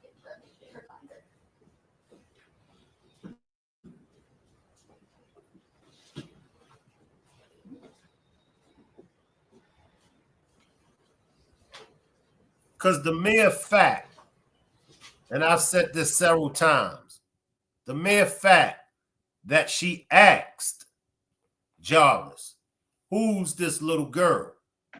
She already suspected something. Her antennas had already went off. Right.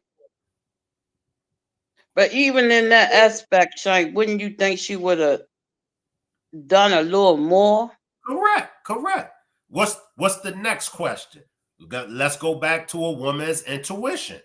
Come on, baby, let me take you home. Exactly. I would have went to the little girl and said, "Why is you at this shop? Special. Where your mama? What's your name?" I would have And for her intervened. to have such a close relationship, it appeared from what she was saying, more with Shannon kids, there is no way she didn't know who Naziah was. She can't make me believe that. Because they were always together. Zanaya and Janaya was just about always together. Yeah, always together. And any woman, whether mother or not, your intuition gonna have you do more than what she did. Oh yeah. What's she doing in your car? Yeah. Who is this little girl? Where she come from? Yeah. Who her mama? Why she in this shop? Yeah. I'm asking questions. I don't know about nobody else, but I know if my brother was a peer, hey, bro, come here. Who is this little girl? You know your and brother. And if he said King's niece, hey, King, is this your niece? Who is she?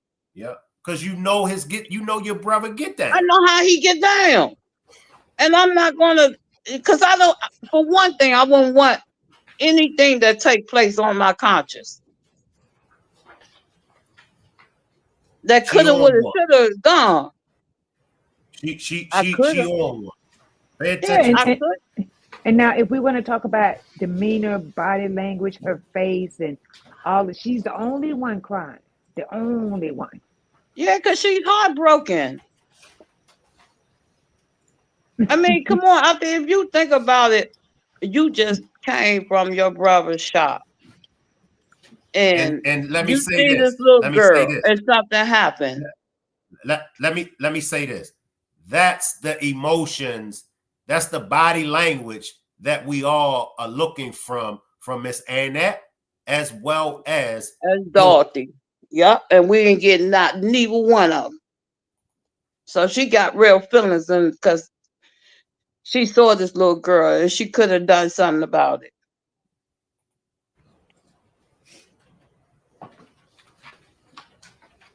You absolutely correct, Shay. So that let you know she have a heart. See it. We don't see that in Annette or Dorothy. When is it that you went through your phone locations to determine the date? Oh, I'm sorry, do you need a moment? I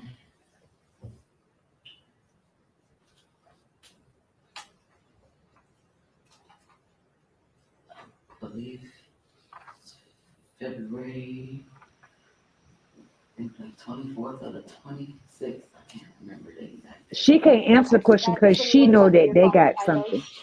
Yes. Okay, and did you also go through that in your interview with Sergeant Jones? Yes. Okay. And did you give Sergeant Jones permission to look at your location data? Yes. Okay. And your phone kind of extraction in general? Like to go through your phone for the data? Yes. Okay.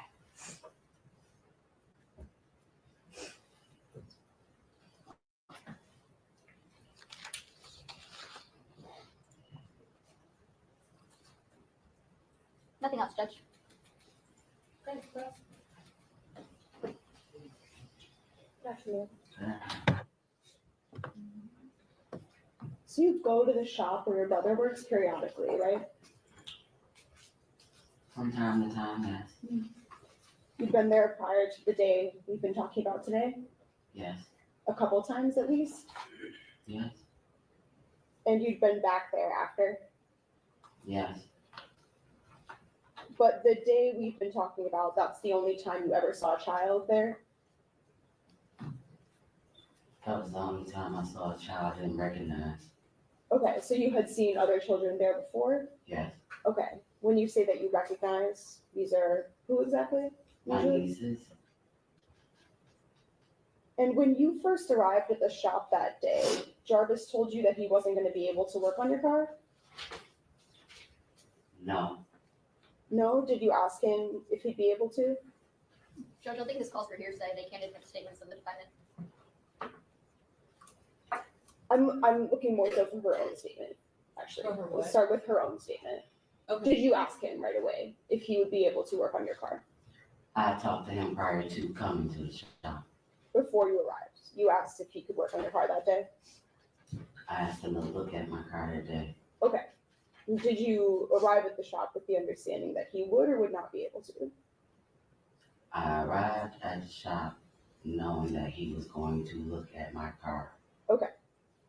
One moment.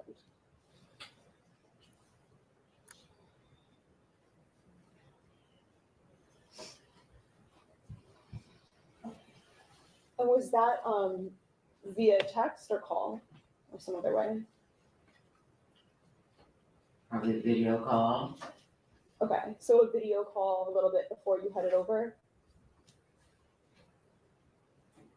Earlier in the day, maybe.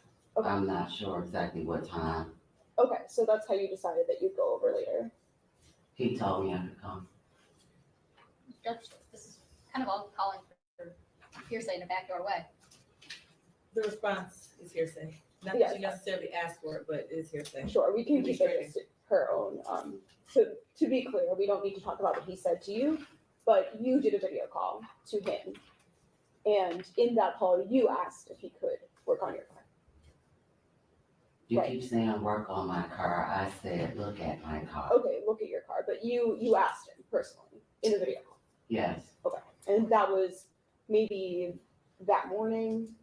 I don't remember what time of day it was, but it was before I went to him. Okay, thank you. Okay, and as you were saying, this day, I think you said you saw some other children there at other times, but this particular child, you only ever saw this child on this particular day. Yes. And the whole time you were there, from your testimony and from that police interview, you said that you never saw her face. Yes. And then you did also see some news stories about this case. Yes. Yeah, in the podcast that you talked about. Right, there were some podcasts. I had already saw her on the news, but I did not know who she was. Sure, but that was by seeing those stories, that's how you started to think. Well, I was sent the podcast after some other things that was told to me. That's when I received the podcast. I know I'm gonna be reaching, but what are some of those other things y'all think? I know that's reaching. Well, as far as on Java's part? On her part. Remember, she said it was other things that was told. This lady's not telling the truth, so I can't answer. She's just not saying the whole story, because if somebody had told her some things, she should be able to say what those things are. Mm-hmm. You feel what I'm saying? But if somebody told me some things, knowing how my brother are, I would have to do a little more than what she did. And I think she's feeling guilty about that, because she could have done more than what she did. You know what I'm saying? Regardless of what them other things was. To me, she puts me in the mind of Kenneth Donnell Greer. In a way. Know some things, but don't know some things. Right. But know some things and not telling all things. Right. So initially, between the day you were at the shop, right, and then until you started to see that news, at first you didn't make this connection that maybe she was anyone in particular. Not at all. Okay. And then through seeing that news, those podcasts, that's when you started to think she was. That's not the reason why I thought that. No, but that's the timing, or it's not? I guess you could say that. That's when you started to, at least when you saw those things, that's when you started to wonder. I was wondering before I saw the podcast. Okay. In your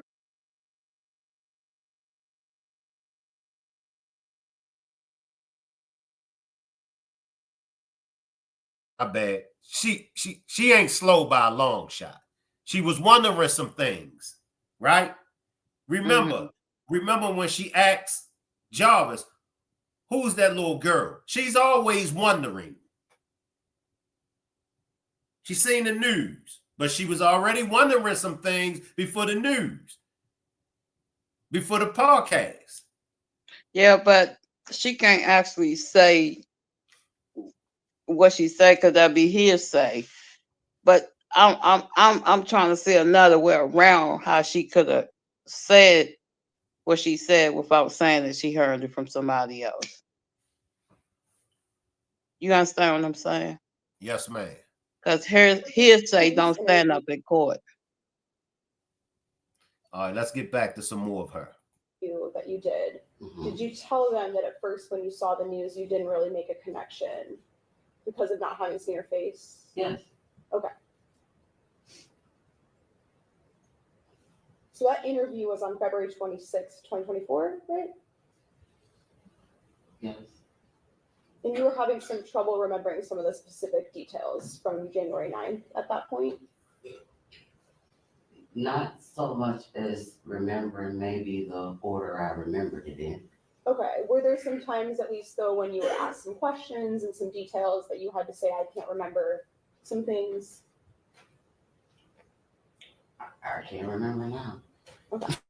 And would you agree that at least Like, when it didn't mean that. okay. I was just saying, probably did. I guess it would be safe to say because I didn't know. okay, so you think it's safe to say that at that point in time, there are at least some details you were having a hard time, some questions you couldn't answer. I can't disagree.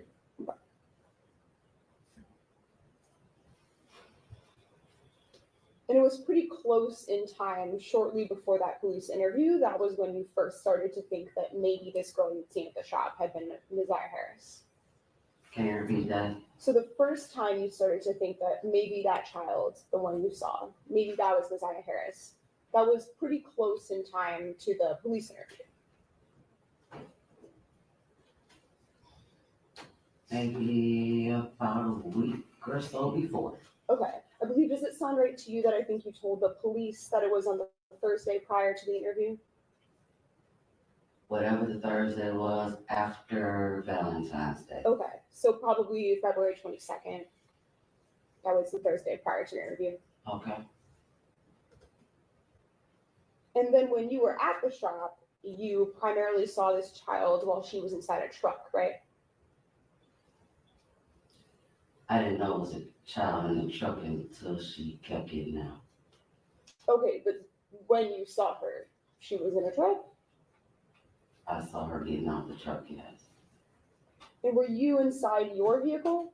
Yes. You arrived in the daylight, right? Yes. And that's, I think, what you're referring to, right? Initially, that's when you didn't yet know somebody was in the truck.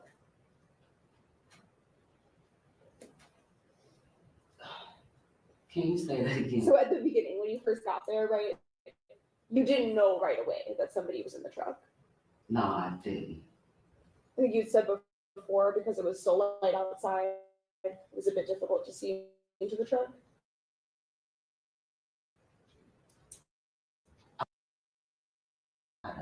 Sure. And then in your police interview, you referred to then seeing a light in the truck, and that's when you started to see somebody?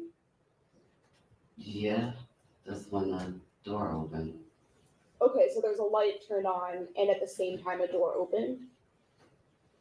That's the reason the light was on. Okay, because the truck door was open. Yes? Sure.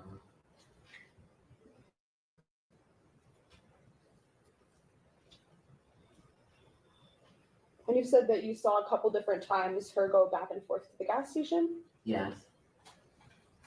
And only at one of those different times, you were on your way to the gas station as well? Yes. But for that whole time, she remained in front of you? When I was going into the gas station, she was in front of me. When I walked into the gas station, she went to the left, I went straight, and over to the right. For that walk over to the gas station, was it getting dark at that point? It was already dark. Okay.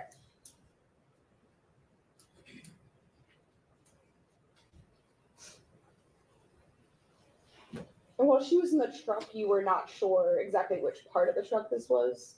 I can't remember, no. Okay.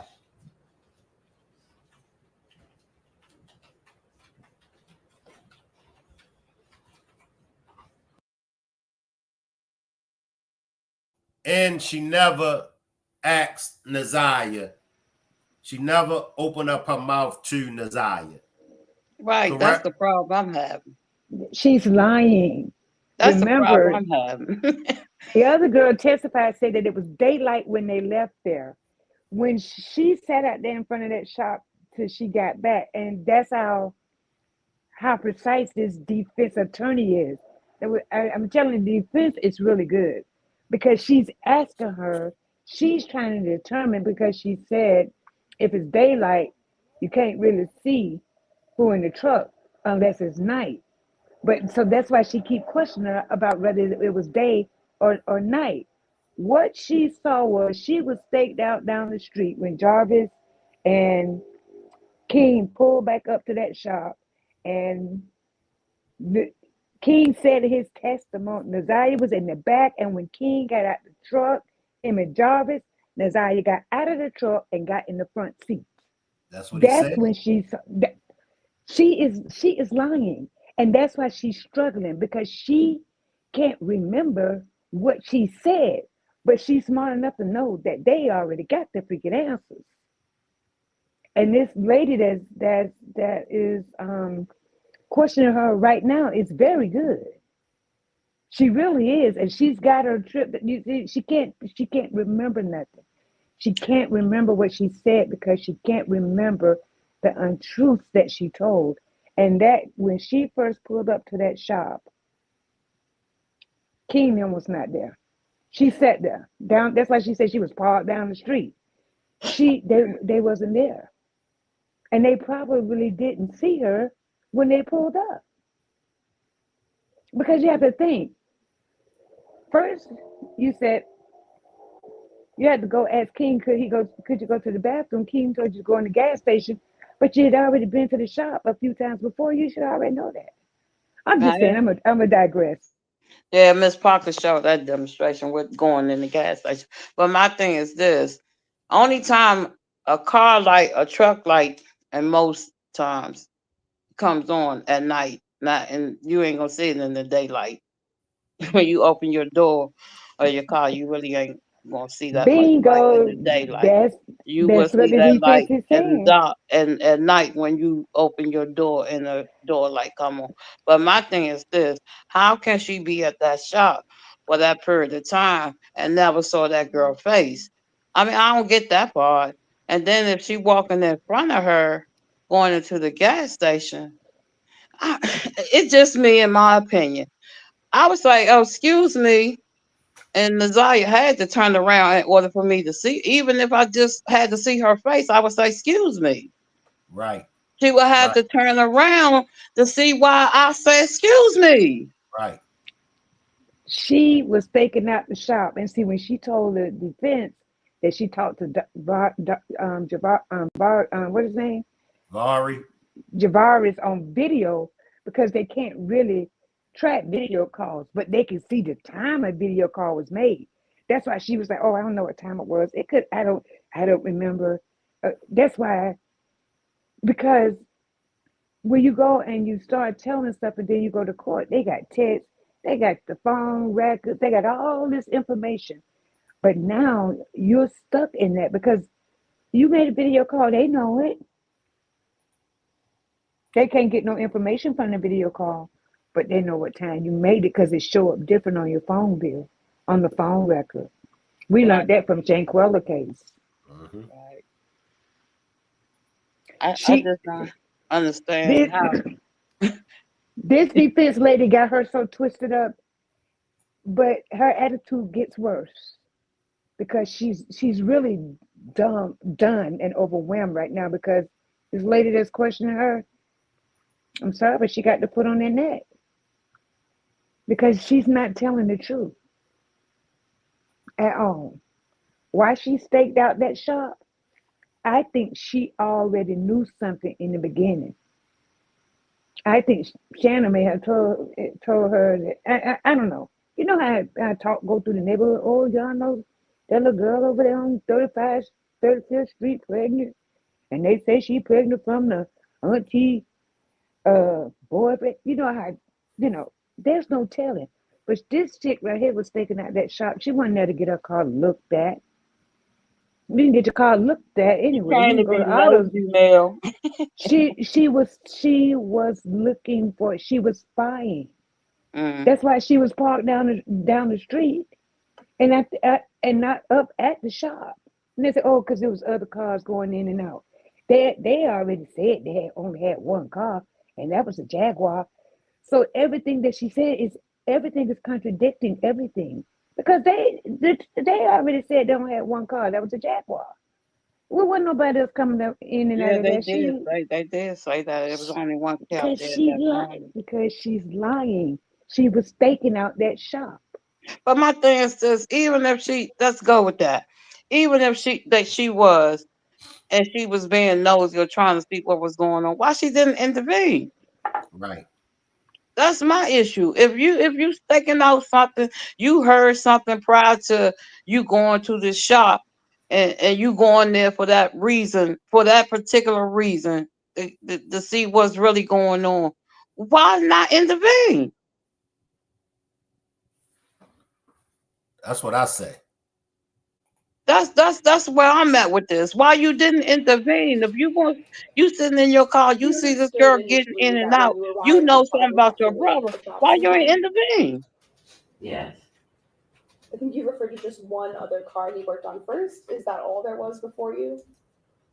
It was actually another vehicle out there, but I don't pay my brother to work on my car, so I had to wait until he was done making his money.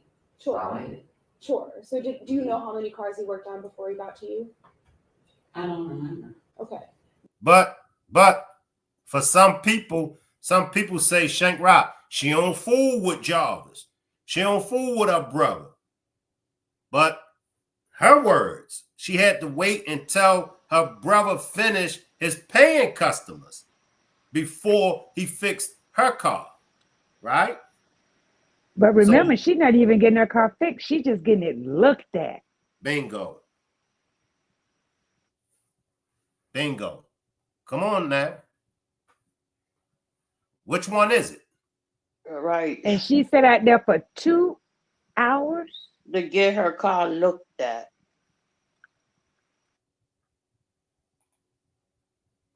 But she was saying a little more, but they kept stopping her. Yeah. Because she was saying a little more than the question, and they kept stopping her. So I can't say go, and I ain't even gonna try. I leave that up to Miss Parker and the riders, because I know I messed that word up. What? Miss Parker's word. I ain't even gonna try to pronounce it because I know I'm gonna mess it up.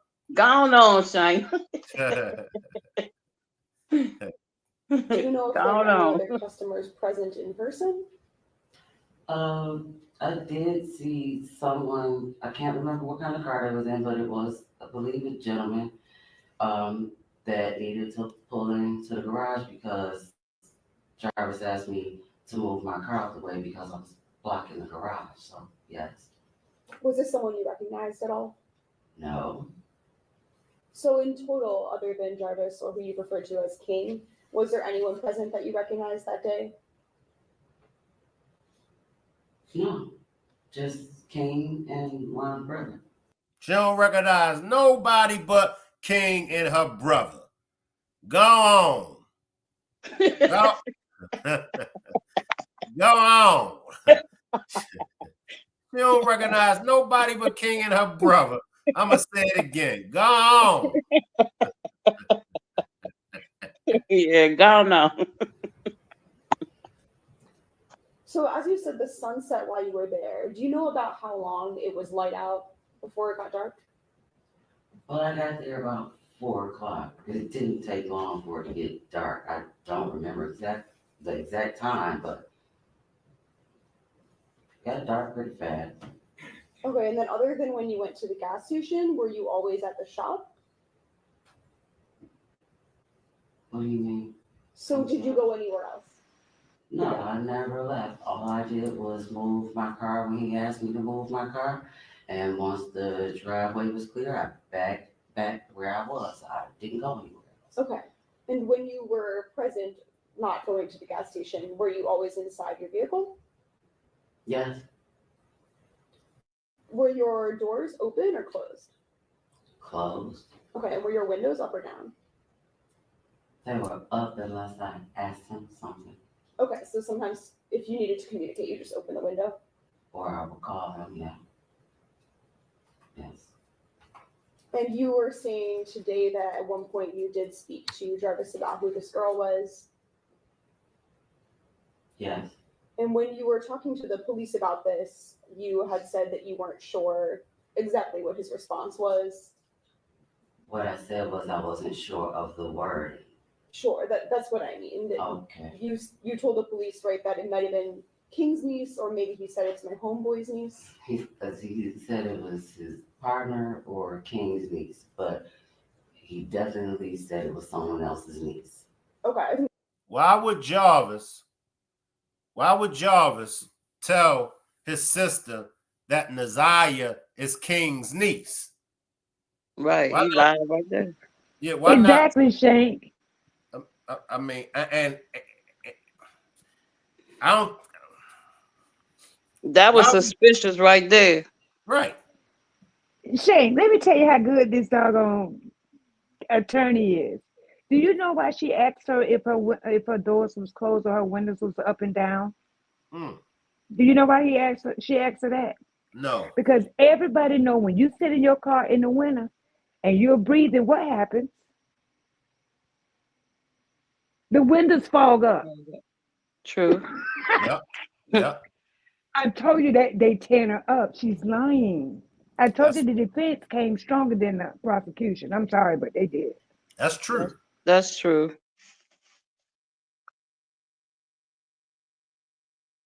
I don't believe none of these people at this point, man, because it just, I mean, I just don't have no understanding why she didn't intervene if she knew about her brother. I mean, I'm She's quite sure she was lying. suspicious about that girl being there with two men. Come on, I would be suspicious. Juanita, this lady knew who Naziah was. If she knew all of Shannon kids, And Naziah was Janaya was always with always those with kids. Naziah. Yep. And then she talking about every time she went to the shop, she only saw her nieces. Well, she only had two nieces, Well, that's a lie right? right there, because But and Janaya then was always with Naziah. but the youngest girl, the youngest niece, the youngest when she was about 7, she never went to the shop. It was only Zanaya And and Janaya. right, So true. she's lying. Does it sound right to you that you used the term homeboy's niece with the police? I probably did. Okay. It's all the same to me. And then that's what you said, it was someone else's niece. Yeah, Specifically, you thought it was probably King's niece, that's what I was told. which I think as we established, right, King is the same person as Cordell, right? Yes.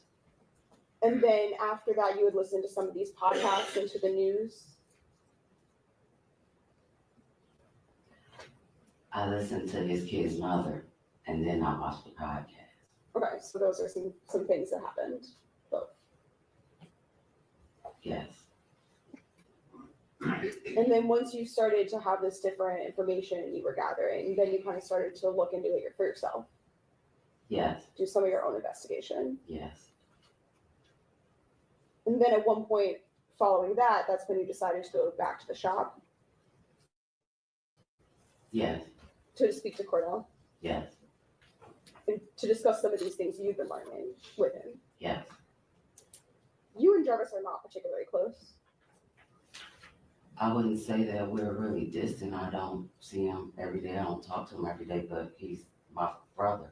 Okay. He's your brother, but you don't have a very close relationship, or?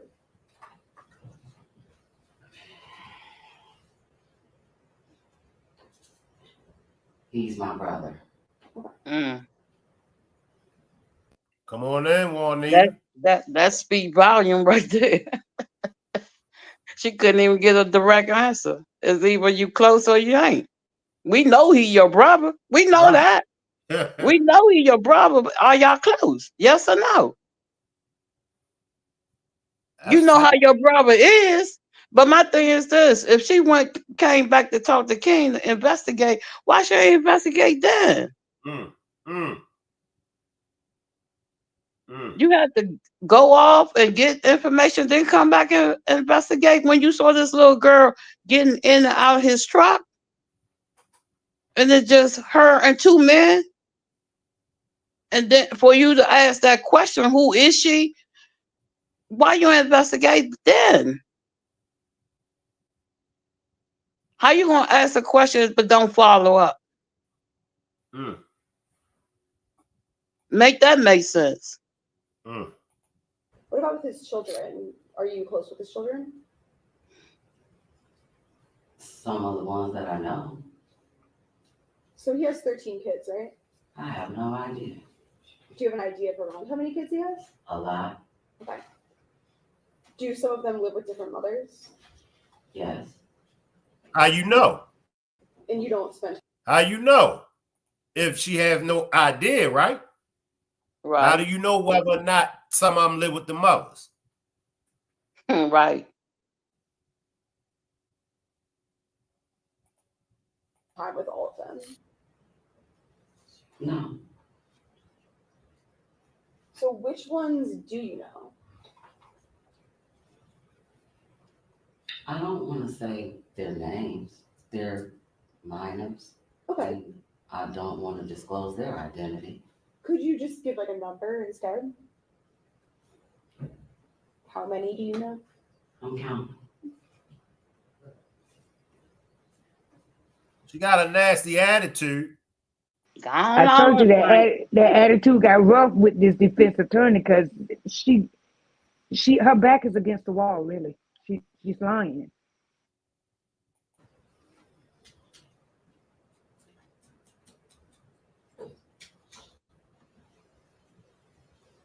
She's thinking about her next question. So 8 that you know, does that mean 8 that you have like personal contact with?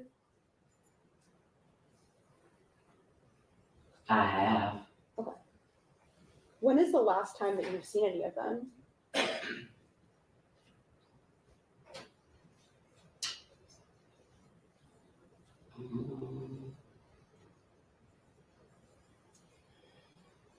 About 2 months ago.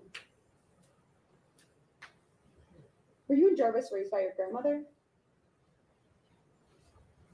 For the most part. And were there some events surrounding her death that related to your relationship with Jarvis that impacted some things? No.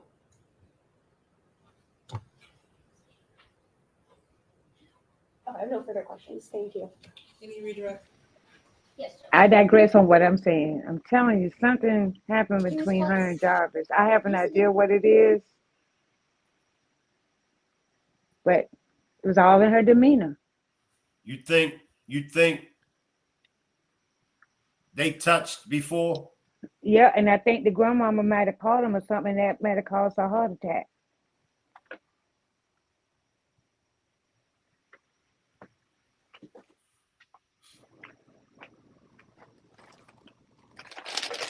Because remember their mom is on drugs and that's who was raising them. So after she died, who knows how they, where they wind up at. Can I get everybody to give Moth Deuce 1 a warm welcome? Can I get everybody to give Moth Deuce 1 a warm welcome? But she know he had a lot of kids. Certain things she know, certain things she know, certain things she don't know. I can go with that. But the more that defense attorney dug, she became more and more angry. Yep. She got confused because she don't remember what she told that detective, but that the attorney know what she told her because she got the statement. Right. She was getting tired of questioning her. Because, they have a way of tripping you up. Because they see, when they ask you questions, they already have the information. Yep. That's why they asking you. Yeah. That's why they ask you. They already know they know the answers to what they're asking you. They just want to see what you're going to say. Yeah, they're going to see if it's matching up with what they already know. Or what you've already said. That too. So then she couldn't remember nothing. Different reason that you thought that it was Naziah that you had saw that day.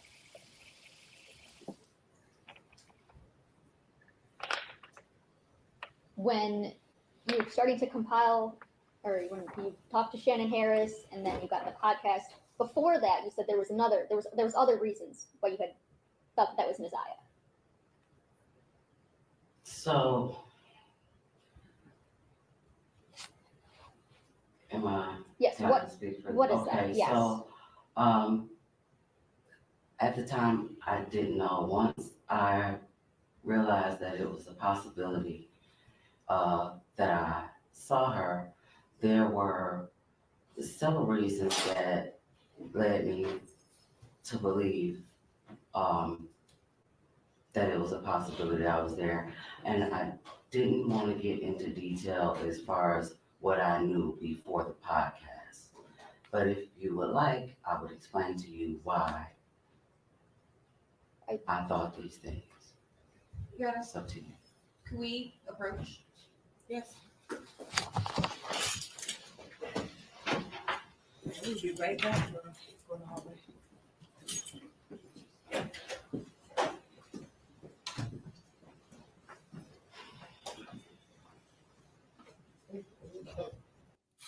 I'm gonna stop it right there. And I do know we have mixed feelings. I know we have mixed feelings. Let me ask you a question. Go ahead, Juanita. Do you think he touched her? I think she touched him. You think she touched him? I think she touched And him. because the way, and because of that, that's why she asked him these questions the way she asked him. Right. I do applaud the sister. Don't get me wrong. For those that applaud the sister for testifying against Jarvis, I do applaud the sister for testifying against Jarvis. However, I do think that the sister touched Jarvis. I mean, we know about all of these. Yeah. We know about the first woman, right? Yeah. So let's go to this, Shane, with Shannon and the way she may have felt about Naziah taking her man. Maybe the sister had a secret infatuation or love affair with Javaris, and then to now see Naziah, a little young girl, coming along. She did. We can't. That's why I say she needs to be the centerpiece on the table, and that's my personal opinion.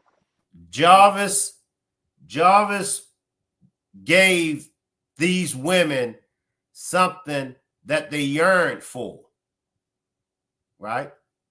Jarvis showed them affection. Jarvis gave them attention. Jarvis is light-skinned. Some women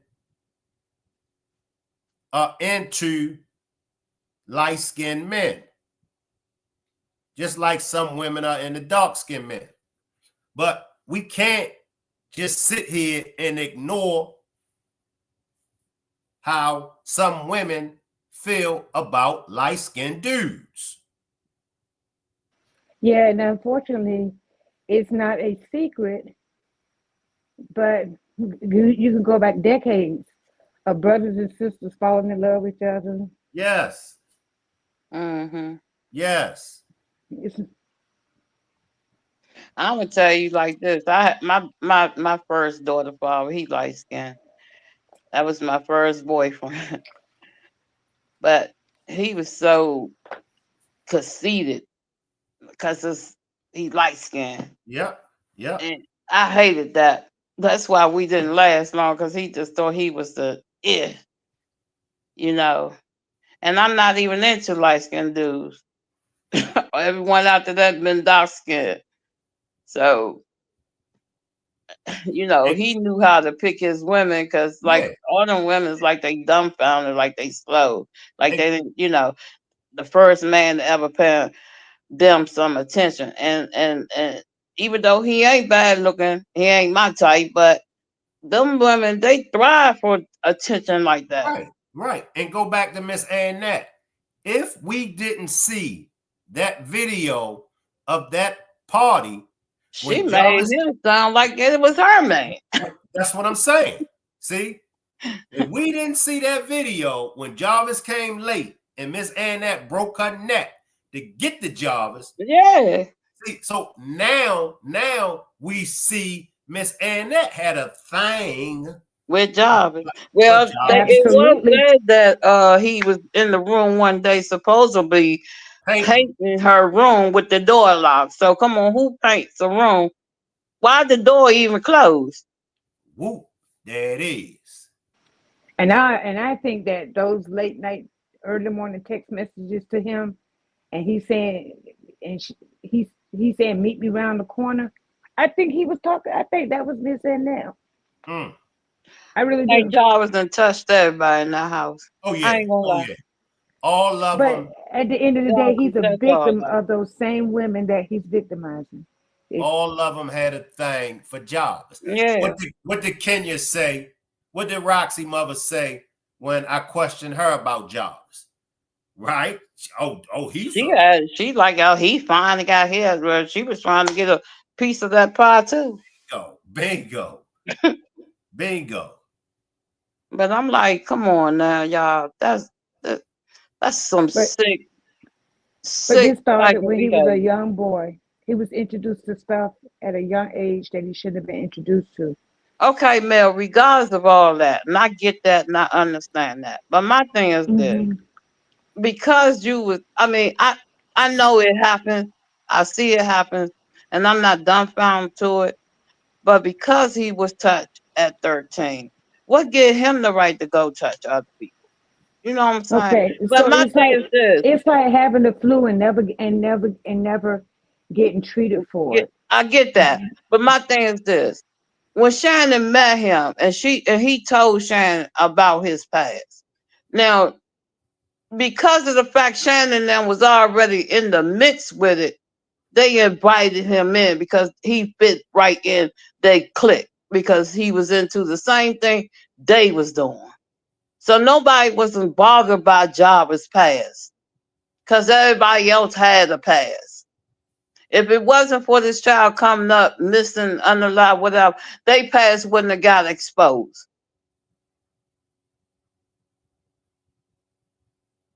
You understand what I'm saying? I know exactly what you're saying, but that doesn't have anything to do with him and what happened to him as a child and how But that I don't affected feel him. sorry for him right now. It's not, I don't think it's about feeling sorry for anybody. It's just that the simple fact that we can sit here and we all do. We say all of these people are sick. They are sick.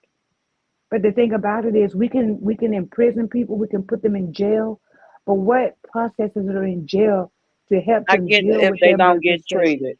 Right, Right. So I'm not making excuses for anybody. That's a reality. right. But And see, we can't let our anger and I take think that goes over with a the lot of adults. reality. But see, You Mel, I know, think that he's an goes with a adult, lot of right? But adults. see, he's an adult now. But it happened Right. when he was a child. That's like every child he touched or any other adult touch. But see, They that's take what that. happens when you're a child and you experience trauma. Some if you don't get treated, you take it into your adulthood That's and you exactly what I'm inflict that saying. trauma on other people. Right. But so you can't really. What I'm saying is that you can't be say, okay, but he grown, so he should know better. But he probably doesn't know better because when you experience trauma at a certain age, sometimes even though you age, you still live in that year that you I experienced agree. your I trauma. agree. But either way, it is what it is. But who knows? Because we could be looking at the culprit sitting right there on the stand now. Who's to say she didn't take Naziah?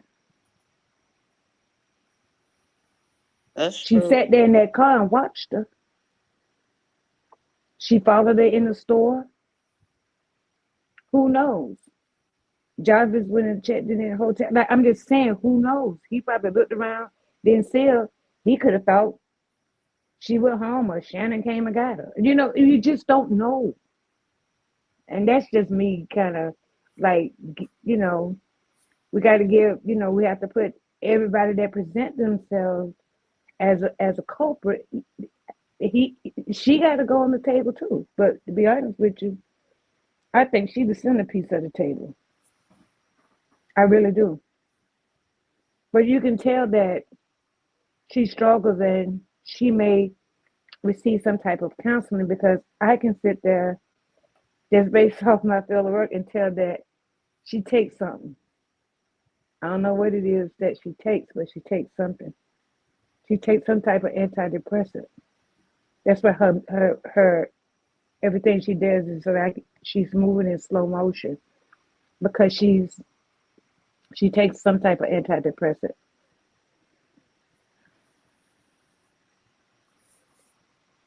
But it's a sad story all around.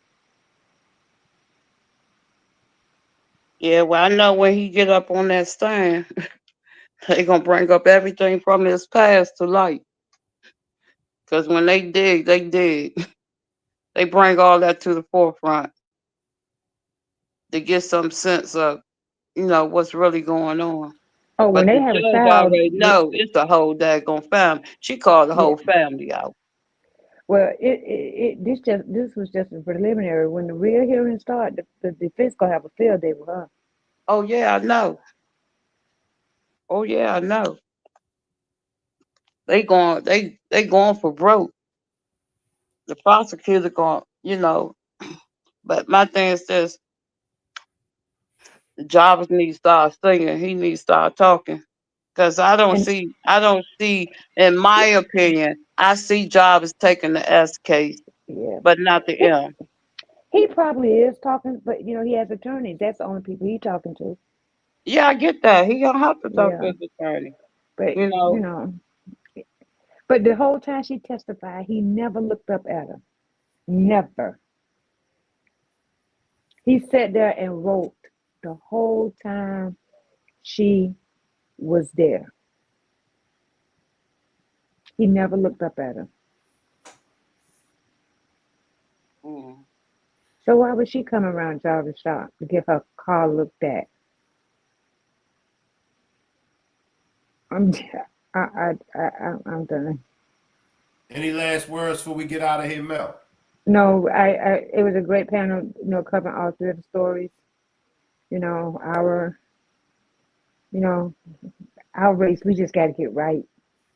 That's just how I feel. It's a lot of players and a lot of people out there that they need some type of assistance. In order for this to stop, you got to just take everybody down and then start the healing process from there. And I digress. Appreciate you, Mel. Thanks. Any last words, Juanita? all I can say is, wow, this one of them deep dive cases, deeper. The rabbit holes run deeper. There's so much information and not enough answers to the questions that we might have. But I just hope and pray that everybody that's involved in this will get what's coming to them. Even the ones that sit back and watch are new. I hope we just get the answers to the questions we have and really find out where that baby is. I really want to know where that baby is. That's on my heart. Where that baby at? It's almost 2 years. What's really going on? You know what I'm saying? But like I said in the last slide, if you see something, say something. Not only say something, but do something. Because like I said, I'll risk my life for a child. Child don't deserve to go through this. And I digress. Appreciate you, Juanita. Salute everybody. I'll see everybody back tomorrow. I will leave the chat running and y'all can hang around. Salute. In Wayne County, where Jarvis Butts, the man charged with sexually assaulting and killing 13-year-old Naziah Harris, was back in court today. Our Jordan Burroughs was inside the courtroom and joins us now with a recap of today's proceedings. Today at the Wayne County Criminal Justice Center, Judge Nicholas Hathaway laid out dates in the Jarvis Butts case. Butts is accused of murdering 13-year-old Naziah Harris last year. His jury selection is scheduled to start October 6th. Jarvis Butts was in court Friday to hear Judge Nicholas Hathaway decide key dates in his trial. The defense and prosecution both agreed on the dates as they await the full transcript to be typed out so they can read it over. Butts was previously in court January 17th for a hearing where he entered a not guilty plea. At that hearing, just like Friday's, Naziah Harris's family and friends were present. Butts, 42 years old, of Detroit, is charged with first-degree premeditated murder, second-degree criminal sexual conduct, and child sexually abusive activity. Butts is also accused of having an inappropriate relationship with Naziah. She was last seen getting off her school bus at the corner of Cornwall and 3 Mile Drive in Detroit on January 9th of last year. Her body has not been found. As jury selection starts October 6th, the prosecution said it could call 40 or more witnesses to the stand, and the defense said it could call 10 or more. It's a trial that could take 3 to 4 weeks. I'm hopeful that you're going to have that transcript here, hopefully within the next couple of weeks. Obviously, with that trial date being in October, we had some time to work with. But I'd like to see you all again for final conference. Today's calendar conference also laid out another key date, which includes the last conference. That will be on Friday, June 20th. Reporting from the Wayne County Criminal Justice Center, Jordan Burrows, CBS News, Detroit.